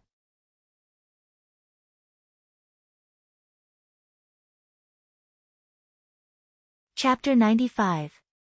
The rain that had been raining for several months finally stopped. The next day, the sun shone brightly. The common people spread the news, saying that the heavens were looking out for the great Jin dynasty, preventing this undeserved disaster from spreading. Li Yang's matter was only a prelude. What she wanted to deal with was clearly the entire Prime Minister's Fu. However, Li Dong, Lian, and even himself had unknowingly walked into the ending that Jiang Wan had planned for them. Jiang Wan had calculated everything. He even had the absurd illusion that Jiang Wan had long known about the Scarlet Thunder Army and his physical defects, but had carefully arranged a play for them. The Scarlet Thunder Army, these two trump cards, were the final weapons that she would use to make them collapse. Lian stared at her, his gaze not as calm as it had been at the beginning. He wanted to curse loudly, but the drug made his body weak and weak, making it impossible for him to raise his voice. He said, "Slut." "Wrong." Jiang Wan looked at him, her smile still gentle and sweet. "I have never competed with second young Master Li. I only wanted to destroy the Prime Minister's Fu, and second young master, you did not defend it." In the innermost cell of the dungeon, 3 prisoners dressed in prison uniforms sat on the hay. Although the 3 of them were in a sorry state, they looked like nobles who had lived like princes. Every move they made carried an air of arrogance and bossiness. It was Li Dong, his father, and his son. Li Dong had a big belly, and his snow-white prison uniform was so dirty that its original color could no longer be seen. He looked extremely anxious and shouted at Lian, "This is all you're doing, quickly think of a way." Lian was stunned. Jiang Ruan's words were inexplicable, but he also had a feeling that it was absurd, as if what Jiang Ruan said was true. He stared at Jiang Ruan motionlessly, and suddenly smiled bitterly, "If I bet, I must accept defeat. I have lost. How could there be such a person in this world?" No matter how clever Lian was, he could not think of where he was. He looked at Li Yang and Li Dong lying on the bed, unconscious. His heart tightened, and he knew that he had fallen into a trap. What was her purpose in doing this? She had dealt with the Prime Minister's Fu so ruthlessly, which meant that she had already formed a feud with the Prime Minister's Fu. However, he had sent people to investigate before, and there was no reason at all. The sound of footsteps slowly approaching could be heard from outside. The corner of the crabapple-colored skirt was a warm color. Looking up the delicate skirt, he could see a graceful figure, a charming face, a gentle smile, but a gaze as cold as a knife.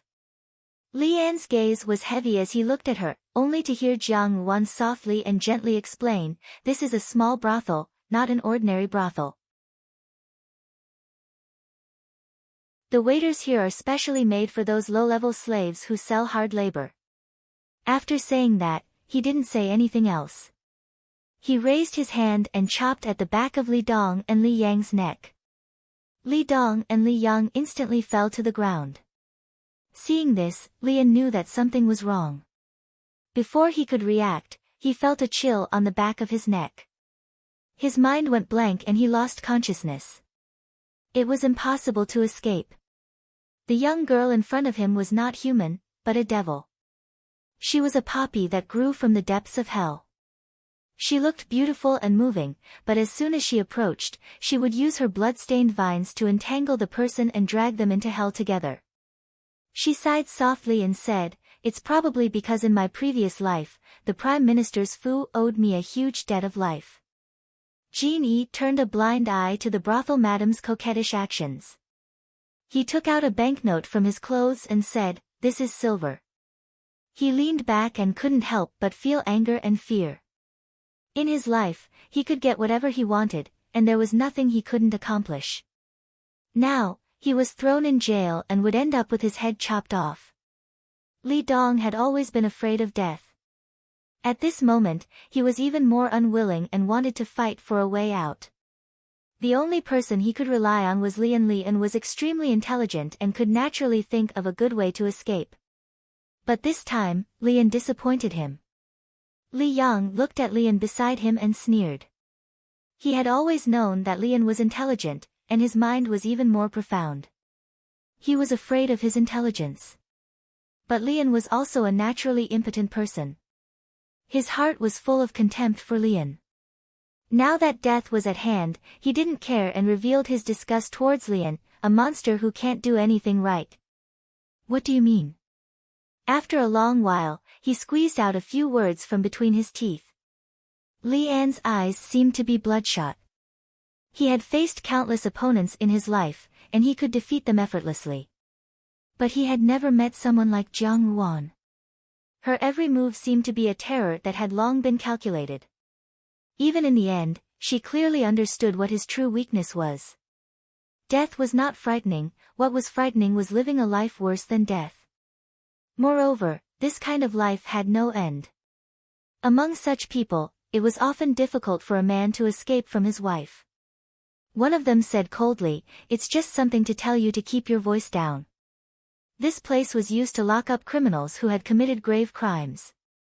Once they entered this place, they would never have the chance to turn things around. On the contrary, the Guan family army and the Zhao family army, who had led the officers and soldiers to capture the rebel army, received unanimous praise. Especially the two juniors, Zhao Yi and Jiang Xing. Because of this flood, their reputation rose very quickly, almost to the point where everyone knew them. Li An's heart tightened. He had always been intelligent and conceited. At this moment, he could gradually understand Jiang Ruan's schemes. But there was still one thing that even now, he couldn't understand. Jiang Ruan quietly looked at him. That pair of bewitching eyes, that gentle and charming smile, suddenly disappeared. For the first time, she did not conceal her hatred towards him. Just like a calm sea that had turned into a stormy sea, there was only a turbulent blackness. However, that blackness also contained a blood hatred, a blood feud that could not be reconciled under the same sky. Needless to say, the women in the brothels of the Road of Spiritual Awakening were different from the women in the brothels of the capital. They received customers all day long, and the mothers of the brothels treated these women extremely harshly. On normal days, they could only get a meal to eat. If they were sick, they had to receive customers because they were sick. If they could not stand the sickness, they would be covered with a mat and thrown into a mass grave, where their bodies would be eaten clean by wolves. This was a common occurrence. Throughout his life, the Prime Minister can summon the wind and summon the rain. Moreover, he views human lives as insignificant as ants. The number of lowly commoners who have died in his hands is innumerable. Eldest young master and second young master are the same. If there comes a day when they have no choice but to struggle and cry under the bodies of your so-called lowly commoners, I wonder if the taste would be even better. However, in contrast to the joy of the common people of the capital, the dungeon was gloomy and damp. The jailer who guarded the door ferociously circled the dungeon a few times with a knife in his hand, turning a deaf ear to the moans of the prisoners in the dungeon. When the mother saw the banknotes, she was so happy that her teeth could not see her eyes. She smiled and said, "You trust this servant, then give this person to this servant." Although he is somewhat old, fortunately, his body is still tender. There are people here who like exciting things, so they turned off the lights in the room. This way, it will be more fun. If this person does not look at the face, after a few rounds of body training, he will naturally succeed. The Road of Spiritual Awakening was a place that the poor people of the capital frequented. Jiang Ruan stood upright in the room. The young girl's beautiful face was cold and beautiful, containing a kind of fear that would cause one's heart to tremble. Her hands were folded in her sleeves, folded flat in front of her chest. Her dignified and elegant posture seemed to be demanding a life. The clothes of the people on the ground were disheveled. The two people in front were roughly youths. Although their hair was disheveled, their faces were of the highest quality with delicate skin and tender flesh. In this small tavern, they were enough to be considered as the top card. However, the person behind the two people looked like a middle-aged man of 40 or 50 years old. Moreover, he was born with a pot-bellied belly. It was really too unappetizing. It was not that she did not want to make a move, but once she made a move, it would cause the other party to lose the entire game.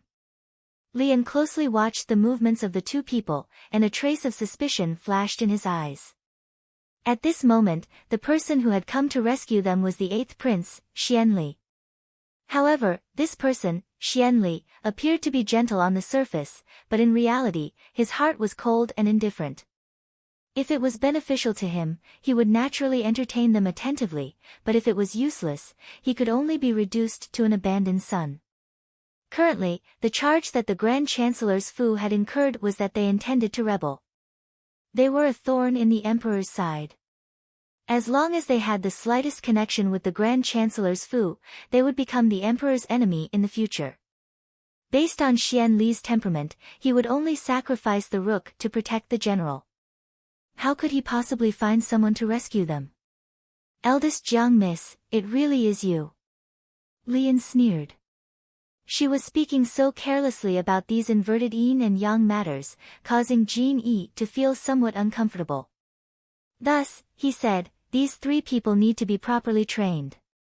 Lady Boss, please put in more effort. Li An's originally disdainful expression changed abruptly upon hearing Jiang Ruan's words, and his body could not help but stiffen. Lian turned a deaf ear, but in his mind, the faint smile of a young girl appeared. Her words were still ringing in his ears, and each sentence was a curse that led people to fall into the abyss. The flood had destroyed the houses and farmlands. Since the sun had risen, the people in the city, old and young, were busy repairing the houses and restoring the damaged shops. Even so, there was still a hint of joy on their faces. After all, there was still a chance to start over. 103 people against 103 people. The debt from the previous life was just right. The front door was deserted, and there were few carriages and horses. There was no longer the bustling scene of the past bustling with people. The ground was piled with rubbish and debris from the flood. Looking at it, one could only feel that it was dirty and messy. Occasionally, people would pass by and take a look, but it was difficult to conceal the contempt in their eyes. As his thoughts gradually cleared up in the prison, Leon carefully sorted out the matter. Finally, he gradually saw some clues. As early as the first time Li Yang had gone to the Jiang Fu and encountered Jiang Su being castrated, he had already fallen into Jiang Ruan's trap. Genie shook off the goosebumps on his body and said, "Many thanks." Being stared at by such a pair of eyes, Leon actually felt a fierce chill run down his spine. He suddenly felt that going against the young girl in front of him was the most foolish decision he had ever made in his life. Occasionally, there would be one or two of those lowly commoners with unusual tastes. Women's bodies were weak and could not help but be tormented. The youths in the little brothel were different from those in the capital. They were not the kind of delicate, fair-skinned youths. Most of them came from poor families, and it was difficult for them to earn some money by doing hard labor, so they sold their bodies here. These youths' bodies were strong and healthy, and their appearance was not the most important thing. However, even such robust youths would often be tormented to death. He had long had this intuition, and the moment he saw Jiang Ruan, he could not clearly describe what exactly he felt in his heart. Was it anger and unwillingness, or was it gnashing his teeth, or was it the indifference of being inferior and conceding defeat? Li Yang and Li Dong stared blankly. That person had already done the same thing to Leon, and Leon had also been forced to swallow one of those pills. Leon slowly raised his head and looked her in the eye, saying, "Why do you want to deal with the Prime Minister Fu?" To think that a girl in the boudoir like her could think of such a method.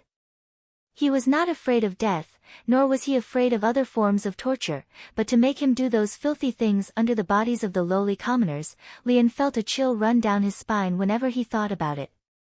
He wanted to vomit. His heart was extremely panicked, and he did his utmost to find a way to escape. However, when he saw the young girl's slightly mocking gaze, a kind of despair grew in his heart. On this day, the small brothel in the path of spiritual enchantment received another business. When his mother saw the three people, a smile surfaced on her face as she looked at the first two, but the last one frowned. She pointed at her short, thick fingers that were covered in nail polish, and threw a coquettish glance at the man opposite her. "Yi, what do you mean by this?" The first two were indeed good goods, but this one. "Could it be that you are toying with this slave?" Jiang Wan looked at him with great interest and said with a smile, "So second young Master Li is also afraid. I originally thought that there was nothing in this world that could baffle second young master, so why have you been repeatedly defeated by my hands?" Therefore, the brothel and small brothel in the path of spiritual enchantment had the most prosperous business. Just as he was thinking, he heard the door open with a creak, and a person leisurely walked in. Moreover, the small brothel in the path of spiritual enchantment was different from the brothel. Li Dong sensed something and looked suspiciously at the black-clothed people. "What do you want?" Without saying a word, the two black-clothed people walked to the door of the prison cell. Who knew where they had obtained two keys, and without batting an eyelid, they began to open the cell door. The rebel army had been quelled, and the flood had also been quelled. The capital had regained its former tranquility, and there was a bit of stability after surviving a calamity. Jiang Wan smiled slightly. "Second young master is indeed different from ordinary people. Eldest young master and the Prime Minister have yet to wake up, but second young master has already woken up. She paused, but waking up now may not be a good thing. At the corner of the busiest street in the capital, the Prime Minister's manor, which used to be resplendent in gold and jade, was now covered with a faint layer of dust. The vermilion-red door seemed to have peeled off overnight, and it no longer had its former luster. 2 seals were pasted on the dragon's head lock, and it was a ghastly sight to behold. Lian was still immersed in his own thoughts, and did not notice that the jailer in the dungeon had disappeared at some point. Li Dong was anxious, but there was nothing he could do. He had said everything he could in the court, but unfortunately, the emperor had steeled his heart to deal with him this time. If it had been in the past, he would have just had to fork out some money, but this time, no one dared to accept his money. In fact, the Prime Minister's manor had already been confiscated, and the beautiful concubine, who had long since heard the news, had swept away the rest of the property in the house. Now, there was nothing left. Before he could ask the question in his heart, Li Dong and Li Yang had already stood up and looked at the 2 black-clothed people with burning gazes. After the 2 black-clothed people opened the cell door, one of them suddenly stepped forward and clamped down on Li Dong and Li Yang with one hand, while the other person raised his hand and threw something into Li Yang and Li Dong's mouth. She said indifferently, "Yesterday, all 103 people in the Prime Minister's manor were beheaded at the Meridian Gate. His Majesty was furious, and his 9 clans were exterminated. This place was adjacent to the place where the most hardworking people lived, and the lowly commoners often came and went. These people usually had low status and were penniless. They usually relied on selling hard labor to survive, and their lives were extremely difficult." Jiang Wan said, "Second young master, why don't you take a look at this place?" When Lian woke up, Li Yang and Li Dong were still unconscious. Lian had practiced martial arts on a daily basis, so he had a slight foundation. When he tried to circulate his internal energy, he found that his entire body was limp and powerless. Doing this for no reason at all. Was it possible? The mother of the small brothel shop had been in this line of work for many years, so naturally, she was not a good person. When she heard Jin Yi's words, she somewhat understood. She only thought that some big family had some enmity, and she was only responsible for collecting money and doing things. Seeing that the person in front of her did not seem to be from an ordinary family, she smiled and said, "Does this master not trust this servant's thoughts? Rest assured, since this is the case, I will arrange for them to receive the guests today." She looked at Jin Yi, and the handkerchief in her hand was almost thrown at Jin Yi's face. She said in a sweet voice, "Does this master want to see it with his own eyes?" "What do you want to do?" Lian asked. He scanned the surroundings, but did not see the jailer's figure. Li Dong and Li Yang, on the other hand, noticed the 2 black-clothed people at a glance. They were pleasantly surprised and said, "Warrior, are you here to rescue us?" Lian did not move at all. His eyes were closed, as if he did not hear what he said at all. Privately recuperating and plotting a rebellion, not to mention the royal family, even in the hearts of the common people, this was an unpardonable evil deed. Moreover, Li Dong usually covered the sky with one hand, and the common people had long hated him to the bone. Now that they saw him in trouble, the hatred in their hearts was naturally alleviated. Only scolding the wicked would have their own wicked torment. Her words were meant to kill, but she did not stop there. She continued to smile and said, "I think that second young master has always wanted to be first in everything in his life, but this time, the Grand Chancellor's fu has collapsed. Second young master will never have the chance to taste first place again in this lifetime. Therefore, Wan Yang has the heart to help second young master." She laughed in an extremely carefree manner. "I see that the 3 of you, father and son, are quite good-looking. From today onwards, the 3 of you, father and son, will receive the guests together. I wonder if second young master will be able to be the first." He was stunned for a moment. He narrowed his eyes, and the scene before him gradually became clear. Lian looked around and saw that he was in a room that was not very big. The inside of the room emitted a strange fragrance, like the fragrance of a woman's cosmetics, but it also contained an indescribable substance. The decorations in the room were cheap and somewhat gaudy. At this moment, he was sitting on a square bed. On the bed hung a peach-pink cigarette curtain. It looked like a woman's boudoir, but at the same time, it did not seem like a woman's boudoir. That is, why did Jiang Wan do this? When he felt that his surroundings were excessively quiet, and a strange intuition reminded him, Lian suddenly opened his eyes.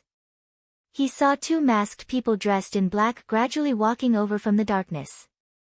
Since the other party dared to kidnap them from the heavenly prison, he knew that they had something to rely on. However, he did not know where this place was, and what were their intentions.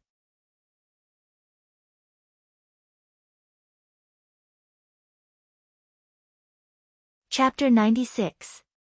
In the dimly lit room, a few lanterns were lit for no reason. The bright pink lanterns were made of poor quality cloth, and the incense in the room gave off a nauseating smell.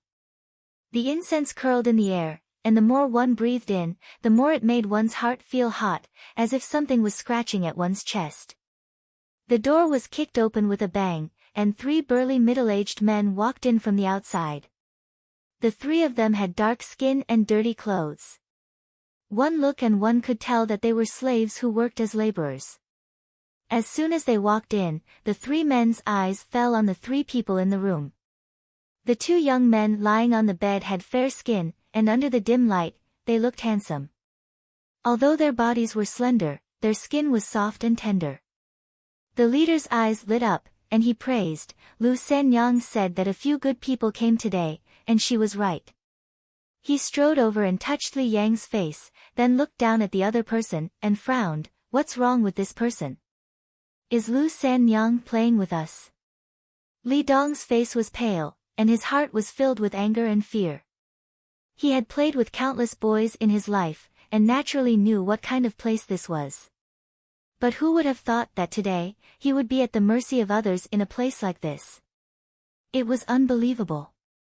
Although he was furious, his body was too weak to move, and the words he spoke were weak and powerless. The other middle-aged man smiled, and his face was filled with lust. Who cares, it's all the same if the light is turned off.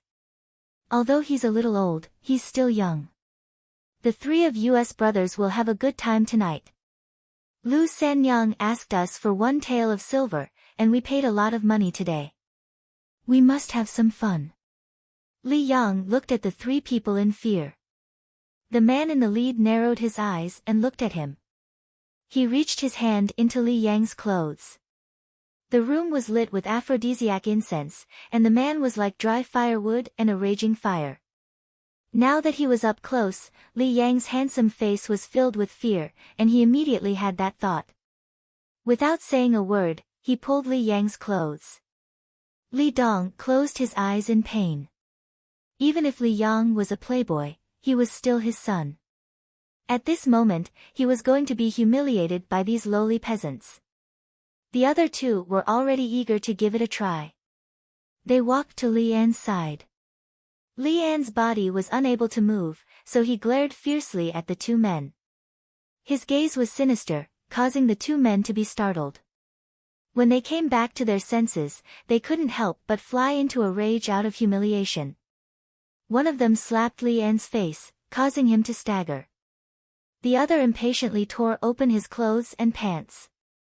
He was stunned for a moment, then he suddenly burst into laughter and said, "It's actually a natural castrated body." As he said this, he stroked it. Since you have a naturally castrated body, your body should be below. Why don't you let us brothers teach you so that you can understand what is going on? A palm print appeared on Li An's pale face. His fierce expression only made people feel even more tyrannical. His face started to turn red. Lu Sanyang had given the three of them the strongest medicine they had. They had to have sex with other people constantly, or else their bodies would not be able to bear it. For example, although he was glaring angrily at others, his body was no longer listening to him. The two men looked at each other, and without another word, they swarmed over him. Stifled groans and thought-provoking screams resounded in the room. Not knowing how much time had passed, Lian and Li Yang had become unrecognizable. The three men had come in a menacing manner, and their bodies were strong and healthy. They had tortured them to the point where they didn't even look human. The two of them lay on the ground, their bodies covered in filth. The three men looked at each other, then at Li Dong, who was shivering on the bed. With a wave of their hands, the lights went out, and the three of them swarmed over him again. Outside the room, Jiang Yuan stood quietly in front of the door. Listening to the sounds of pain, her expression was incomparably indifferent.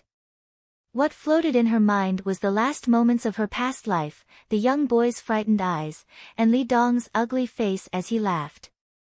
With her own eyes, she had seen Pei, whom she had regarded as her own son, being toyed to death by Tuesday. She couldn't speak, and her body couldn't move. She could only watch helplessly. Using her tears and blood, she swore that in this life, she would let Li Dong have a taste of this. She had thought that after such a long time, at this moment, her heart would only feel carefree. She had thought that her love and hatred had been well concealed, and would not easily rush out from the bottom of her heart. Only now, listening to the screams of Li Dong and his sons, did she understand that the hatred had always been hidden in the bottom of her heart. Moreover, it was far from enough. It was far from enough. If the Prime Minister's Fu fell, who would be next? Not far behind her, Xiao Xiao looked at her back. When he heard that she was going to send Li Dong and his sons to the brothel, he was slightly surprised. At this moment, he saw that her expression was ice-cold and her eyes were dark. He didn't know what she was thinking, but it seemed like she was brewing a storm of emotions. Although she tried her best to conceal it, her hands were clenched into fists. Only hatred could cause people to be like this. After a long time, Jiang Yuan slowly turned around. Seeing that he was still there, she was also stunned. However, she quickly recovered and walked up to him, saying, "Many thanks, Xiao Wangye." Xiao Xiao looked at her thoughtfully, "No need. I owe you a life, so I will help you." Jiang Yuan smiled slightly, "Then I ask Xiao Wangye to send people to take good care of this brothel, and be sure to take good care of the Prime Minister's family." Xiao Xiao was flabbergasted. She was an unmarried woman, but she was very knowledgeable about these things. She even knew about the brothel in the path of spiritual awakening. Who would teach a young lady these things? Moreover, even if she knew, she still stood at the door and listened without a trace of embarrassment. She was so magnanimous that it made people click their tongues in wonder. He nodded, "All right." After thinking for a while, he took out an object from his bosom and handed it to Jiang Yuan. It was a very beautiful bracelet that emitted a faint blue light. It was engraved with small and complicated patterns, but it didn't seem complicated. It had a meaning of its own. This bracelet looked very familiar. Jiang Yuan glanced at it and was startled. Blood Moon bracelet? She and Zhao Jin had gone to the newly opened jewelry building in the capital. On the second floor, where weapons and treasures were sold, she had taken a fancy to this bracelet. However, she didn't have enough money to buy it. That bracelet looked good, but in reality, it was an exquisite hidden weapon. By pressing a mechanism, it could shoot out a silver poison needle. This needle could also be used repeatedly. It was truly a treasure. She raised her head to look at Xiao Xiao. Xiao Xiao's pitch-black eyes were cold and serene as he said, "If there is danger, you can use it." Jiang Yuan hesitated. The Blood Moon bracelet was indeed a rare treasure, and it was exactly what she needed. However, Xiao Xiao had just expressed that he was on her side. Was he trustworthy? However, her love for the bracelet temporarily overcame the doubts in her heart. She took the bracelet and smiled at Xiao Xiao, "Many thanks to your highness." Xiao Xiao pursed his lips, turned around, and walked in front of her, one behind the other. He reminded her, "Jiang Chao has already been released from prison." Jiang Yuan thought for a moment, "I know." She had never thought that she could defeat Jiang Chao in one blow. Without concrete evidence, Jiang Chao would at most arouse suspicion. Xia Yan would certainly do everything possible to rescue Jiang Chao from prison. However, Jiang Chao might have to pay a price. Needless to say, just his reputation alone would make it impossible for Jiang Chao to raise his head again in this lifetime. Who would look favorably upon a person who had been in prison? As for Xia Yan, the price she had to pay might not be so simple. In short, these two people had suffered a double loss this time. Thinking about it made one feel a little happy. So be it, one at a time. Debts owed should be paid, and lives should be exchanged for lives. This was a matter of course.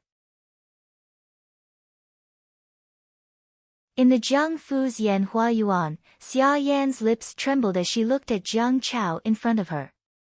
Jiang Chao's complexion was pale, and his entire person seemed to have sunk into extreme fear. His cheeks were deeply sunken, his eyes were lifeless, his hair was stained with a lot of filth, and his entire body emitted a nauseating stench. However, after a few short days in prison, it was as if he had changed into a completely different person. There was no trace of the elegant young master of the past. The physician had already come to take a look and said that Jiang Chao's lower body had been torn, and he had also suffered a shock. He needed to stay in the Fu to recuperate. Although the physician's words were extremely vague, in Xia Yan's ears, it was like she had been struck by lightning. Jiang Chao had been humiliated in prison. She looked at Jiang Chao in disbelief. Jiang Chao's entire body had shrunk into a ball, and he curled up in a corner of the room. His entire body trembled as he muttered, don't. Xia Yan finally could not bear it any longer. She pulled him into her embrace and screamed, Chao. Jiang Chao pushed her with all his might, his eyes filled with fear. He bit her frantically, go away, go away. Xia Yan was caught off guard and was bitten on the hand. The bite was extremely deep, and blood immediately gushed out like a fountain. Lin Lang was shocked into a daze and hurriedly came over to help. Furen, how are you? Xia Yan pushed Lin Lang away with one hand and hugged Jiang Chao without a care. Crying, she said, my Chao, open your eyes and look clearly. I am your mother, I am your mother. Her embrace was too tight, and Jiang Chao could not break free. Gradually, he calmed down in Xia Yan's embrace. In a trembling voice, he said, Mother. It's me, I am your mother. Xia Yan could not control her pain. Chao, who did this to you? Jiang Chao's entire body trembled.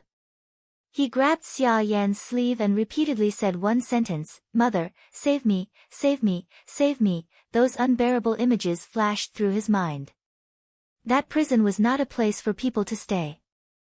Those prisoners were all vicious and wicked people. He did not know who had ordered the jailers to lock him up with those people. Those people were extremely vile and did not differentiate between men and women. They wanted to forcibly humiliate him. In the few short days he had been in prison, he had been tortured to the point that he did not even look human. Thinking of this, Jiang Chao felt a wave of acid rise up in his stomach. With a wah sound, he vomited all over Xia Yan's head and face. The few servant girls in the room were shocked and hurried over to help. Xia Yan only felt dizzy and had someone take Jiang Chao back first. Only after Jiang Chao had fallen asleep with great difficulty did Xia Yan go to change her clothes. Her entire person seemed to have aged 10 years overnight. She no longer had the gentle and beautiful appearance from before. At this moment, her hands were pressed against her forehead, and she looked like an old middle-aged woman. Lin Lang worriedly said, Furen, how dare she treat Chao, like this? Thinking of Jiang Chao, Xia Yan's heart ached. I must make that slut pay back 1,000 times over. She knew that this matter should be blamed on Lian, but Lian was already in prison. She pushed all the blame onto Jiang Ruan. If not for her, Jiang Chao would not have ended up like this. Furen, the money over there has been settled. The account book in the storeroom still needs to be amended. Lin Lang reminded her. At the mention of this matter, Xia Yan's chest felt stifled. At that time, after Jiang Chao's incident at Baihua Lu, she had spent almost all of her money. Even her own dowry had been lost. Now that he had rescued Jiang Chao from the prison, he had spent quite a sum of money to get things done. The remainder of her dowry would be left for Jiang Su Su as her dowry in the future. Now that there was not much money left in the public purse, she had set her sights on old Jiang Madam's dowry. Old Jiang Madam was originally the daughter of a noble family. Her dowry was very generous, but because it would be left for Jiang Quan in the future, Xia Yan did not have any other thoughts. However, a few days ago, Jiang Chao had met with a mishap. In his anger, Jiang Quan had ignored it, so she could only ask old Jiang Madam for help. Old Jiang Madam refused without hesitation. In the past, she could still ask Xia Cheng for help, but in recent times, Xia Cheng and the Jiang family already had many grievances. Xia Yan had no choice. Old Jiang Madam's money was in her hands and she could not get it, but the estates and fields under her name were dead. Xia Yan had sold those shops and fields behind everyone's back in exchange for money to rescue Jiang Chao. Now that Jiang Chao had returned, she still had to think of a way to clear up the accounts. Xia Yan felt dizzy and her vision blurred. She had always appeared indifferent to worldly affairs, but in reality, she was incomparably astute. However, with all these things coming at her at once, she had no idea what to do. She shook her head and said to Lin Lang, "Help me take a walk in the courtyard." Lin Lang obeyed and helped her to the entrance of the courtyard. Just then, she saw Jiang Ruan and Lian Xiao pass by. When Jiang Ruan saw Xia Yan, she stopped and greeted her, "Mother." Xia Yan forced a smile and nodded. She was not in the mood to put on a show of motherly love and filial piety, and her eyes did not conceal the hatred. Jiang Ruan took a step back and smiled, "Why does mother have such a smell on you? Let's go back and clean it up first. Ruan Nyang will return to the courtyard." After saying this, she left with Lian Xiao. Xia Yan watched Jiang Ruan's departing figure and thought of Jiang Chao's sorry state of vomiting all over her. She almost ground her teeth to pieces. Jiang Xing first went to Jiang Ruan's courtyard when he returned. Jiang Ruan was instructing Lian Xiao, Baiji, and the others to change the clothes that had been damp for the past few days. Seeing Jiang Xing enter, Lian Xiao hurriedly went to make a cup of tea. Jiang Ruan sat opposite him. Jiang Xing paused, then went straight to the point. Ruan, Li Dong and his sons died in prison yesterday. Jiang Ruan raised her eyebrows slightly. "Oh. The jailer found them this morning. They were said to have committed suicide to escape punishment. His Majesty was furious and wanted to dismember their corpses." At this point, Jiang Xing angrily said, "This is called reincarnation. It's not that retribution has not come, but that the time has not yet come. They wanted to marry you off, but they didn't want to be fated to do so."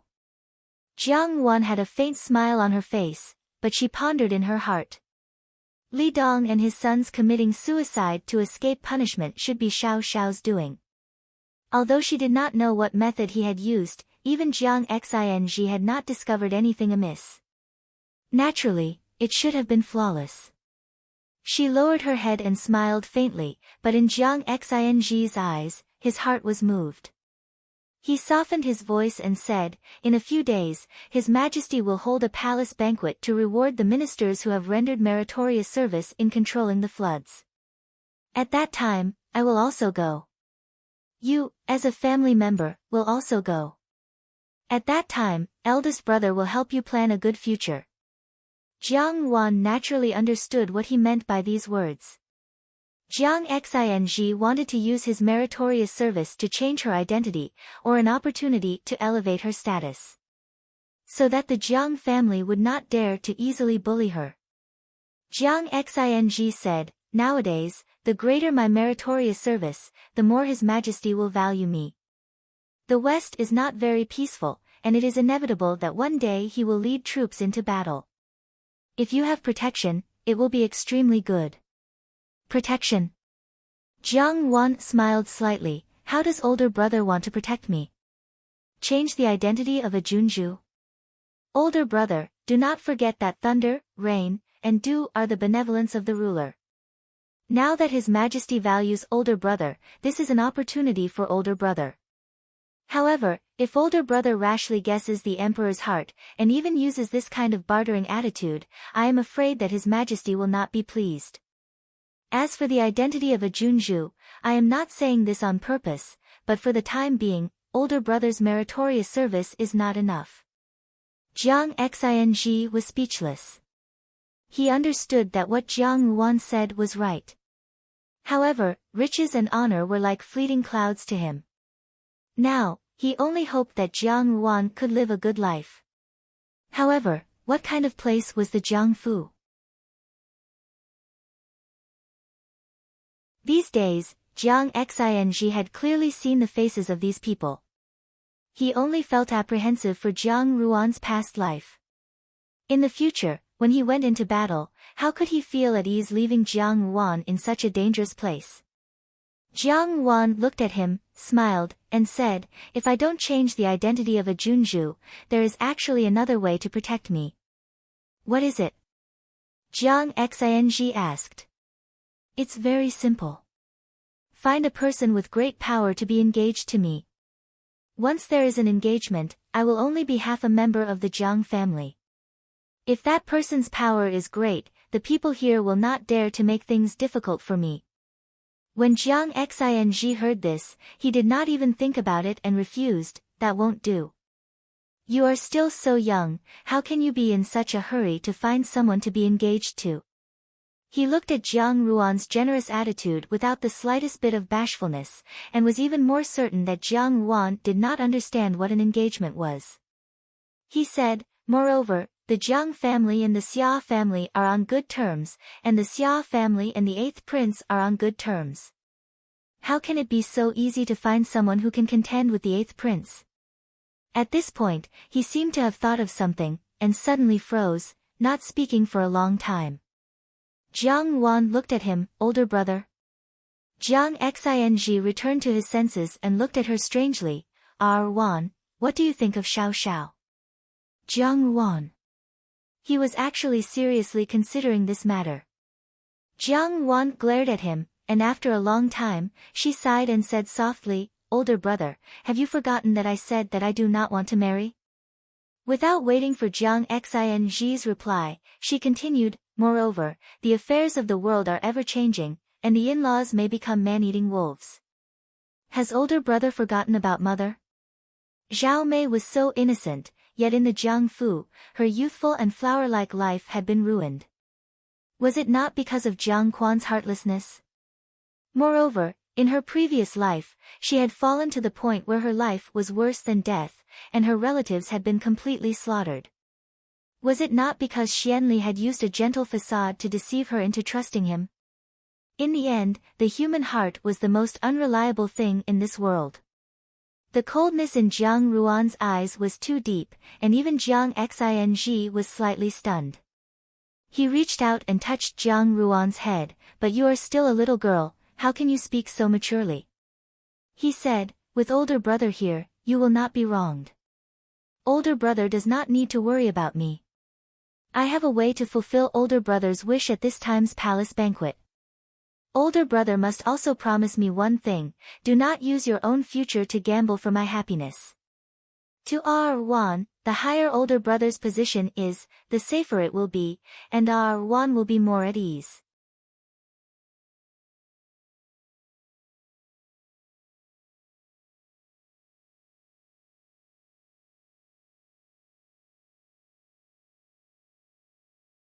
Chapter 97.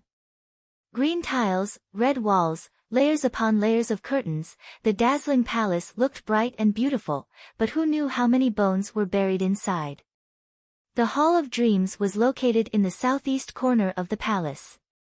The environment was quiet and it was adjacent to a large peony garden. The peonies were specially sent from Luoyang on horseback by the emperor. They were carefully tended by craftsmen and transplanted here. Every time the peonies bloomed, the peony garden would be the most beautiful. The one who lived here was one of the 4 concubines, Imperial Concubine Chen, the mother of the 8th prince. When the emperor first ascended the throne, his foundation was not stable. Imperial Concubine Chen's father had the military power and sent Imperial Concubine Chen to the palace to show his support for the emperor. For the emperor, the stability of his throne was guaranteed. The Chen family had a certain debt of gratitude to him. Imperial Concubine Chen was a gentle and graceful person. She was born beautiful and talented. She had never been jealous of the other beauties. The emperor loved her temperament of standing aloof from worldly affairs the most. Intentionally or unintentionally, he protected her. Later, Imperial Concubine Chen gave birth to the 8th prince, Xianli. The empress gave birth to the crown prince, Concubine Xian gave birth to the 4th prince, Concubine De gave birth to the 5th prince, and Concubine Shu gave birth to Princess Yi. Everyone in the court knew that the 8th prince Xianli was intelligent and gentle, the 5th prince Xianhua was honest and courageous, the 4th prince Xianlang was average and Princess Yi was beautiful. The crown prince was mediocre and useless. The 4th prince Xianlang was kind but not scheming. Currently, the court was biased towards Xianli and Xianhua. The emperor had always treated Imperial Concubine Chen well. Although Xianhua was also very powerful, his mother Concubine De was not as favored as Imperial Concubine Chen.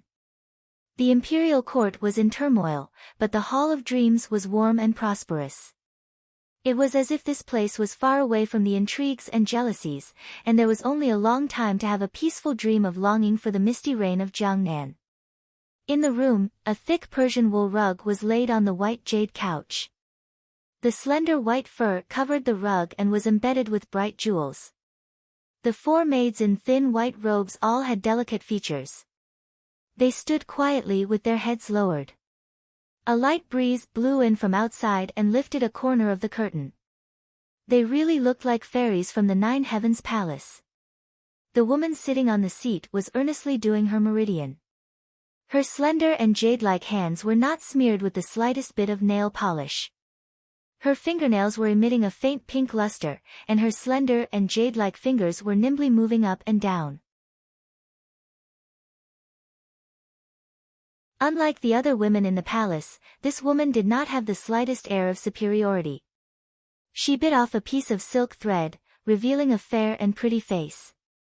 Her facial features were delicate and pretty, without the slightest bit of aggressiveness. Instead, there was a kind of gentleness that was like water.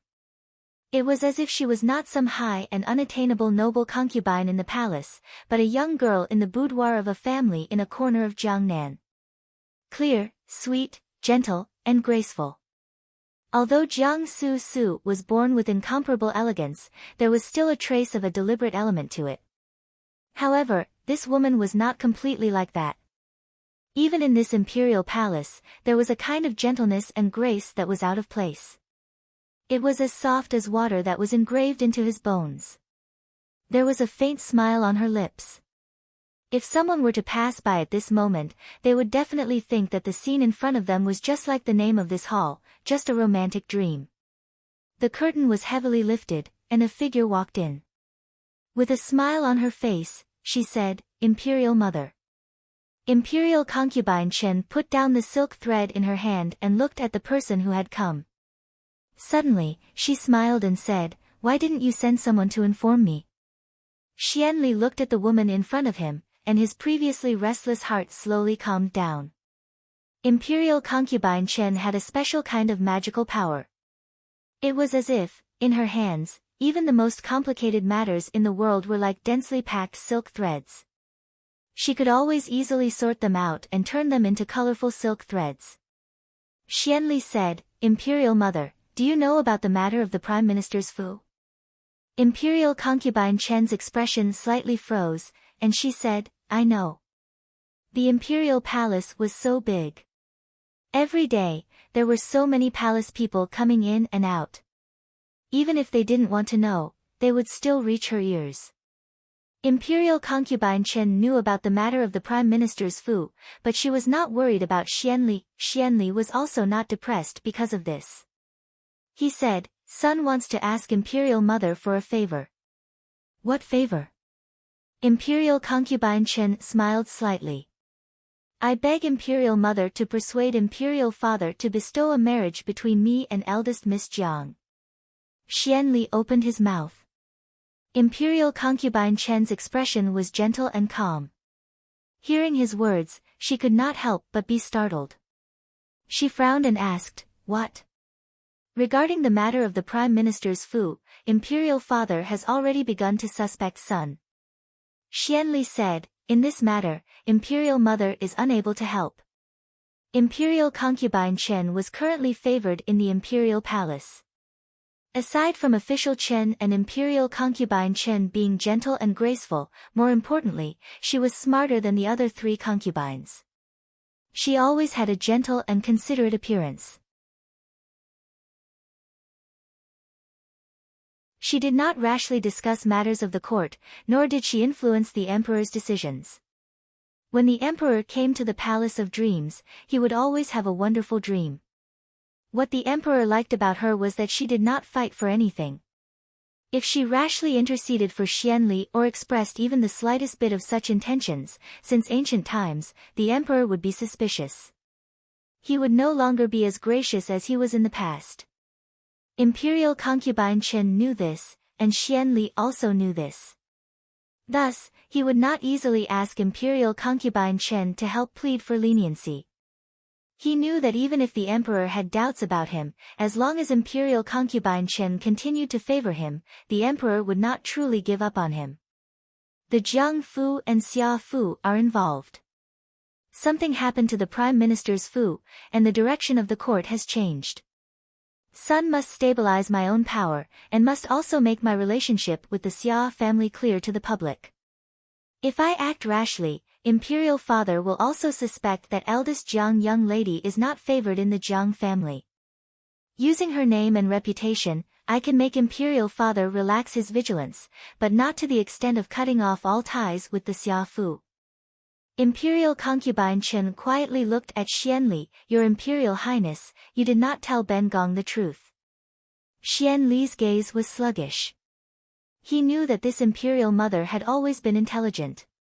Otherwise, how could she be so stable as the head of the 4 concubines in the man-eating harem? The emperor knew that she was not completely without schemes, but was still willing to favor her. This was her grasp of the human heart. In fact, on his path to the throne, Imperial concubine Chen had also given him many ideas. Even the quiet disappearance of the 7th and 9th princes in the palace could not escape Imperial concubine Chen's involvement. But what of it? Now, those people had long become a pile of fertilizer for the peony flower. Imperial concubine Chen's seat was even more stable. He pondered for a moment. Eldest Jiang young lady is not an ordinary person.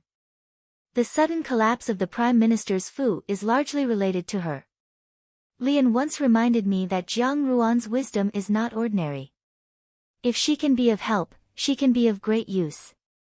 Sun thinks that since she has a talent that can transcend the heavens, perhaps she can be of use. A talent that can transcend the heavens?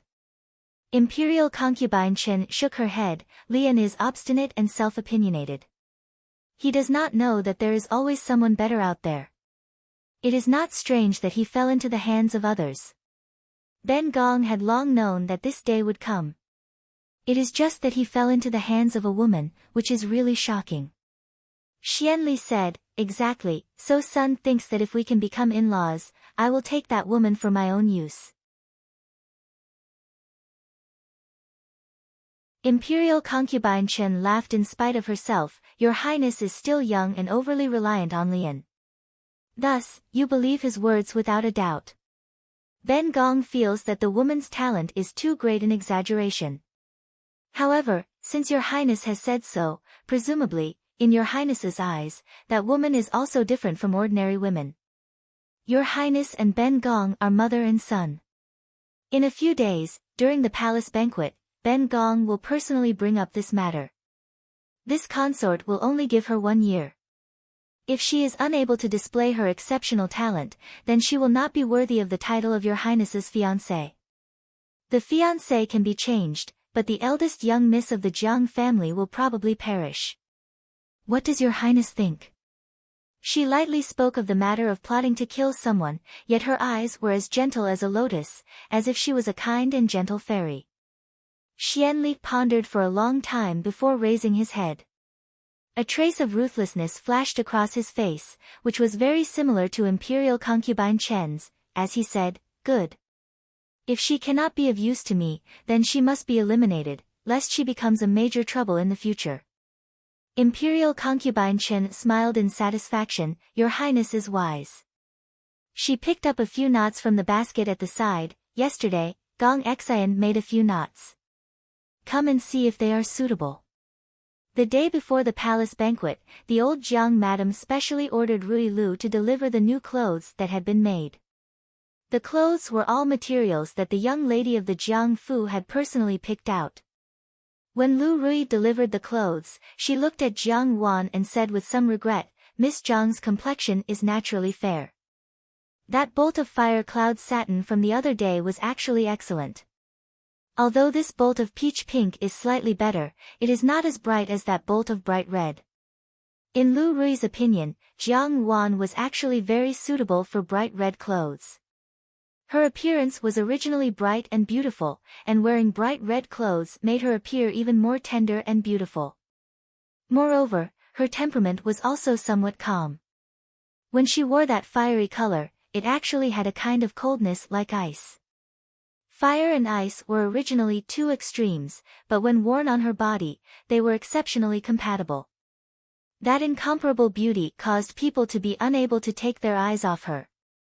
Jiang Wan herself was also well aware of this point, so she usually wore mostly red clothes.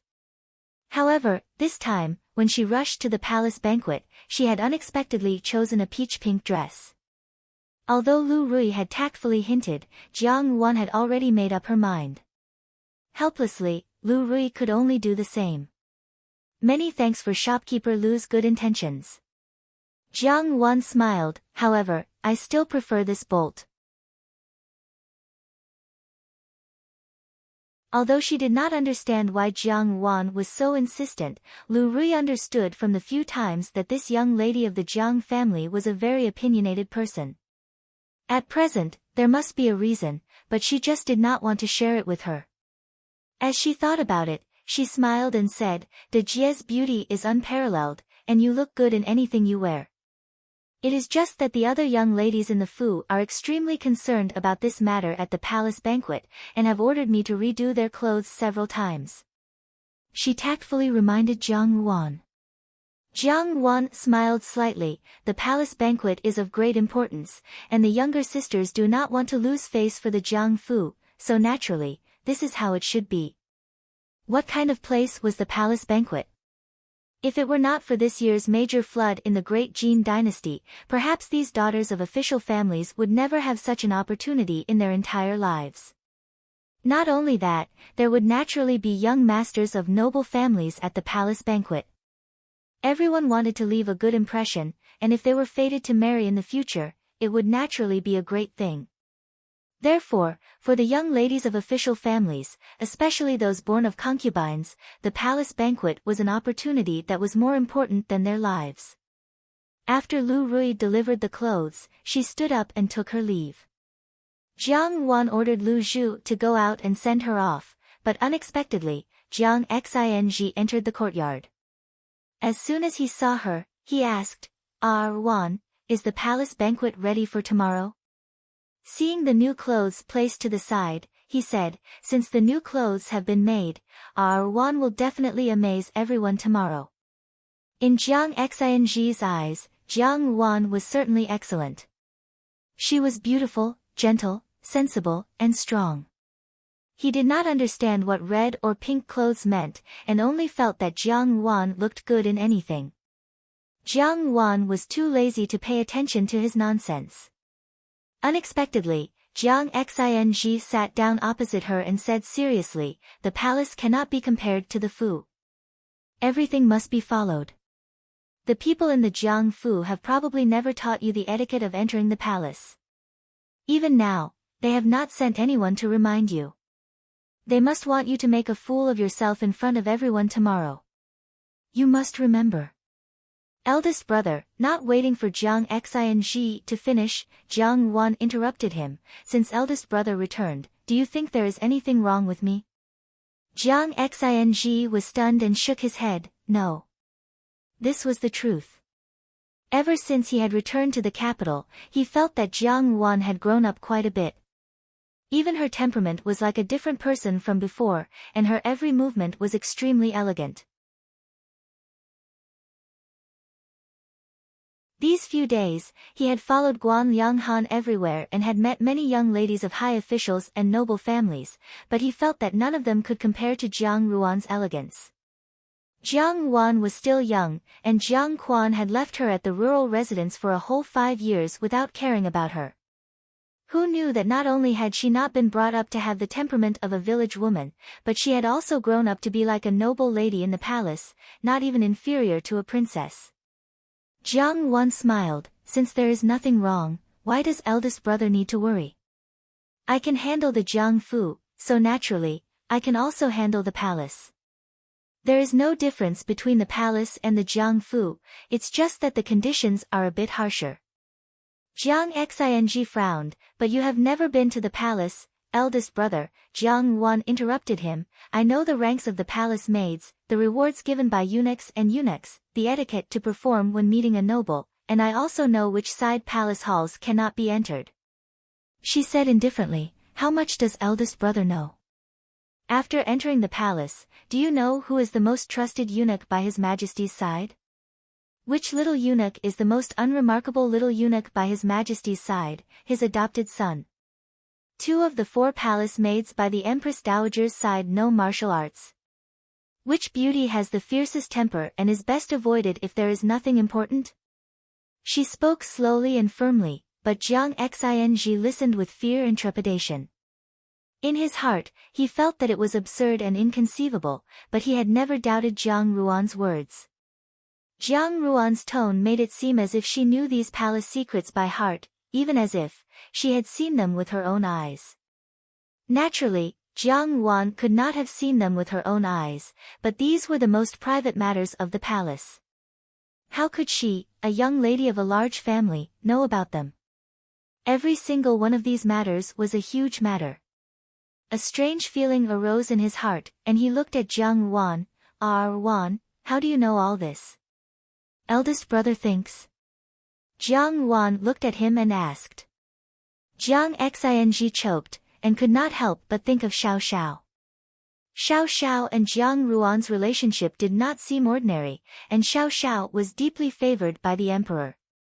This person's power was monstrous, and he could almost walk sideways in the palace.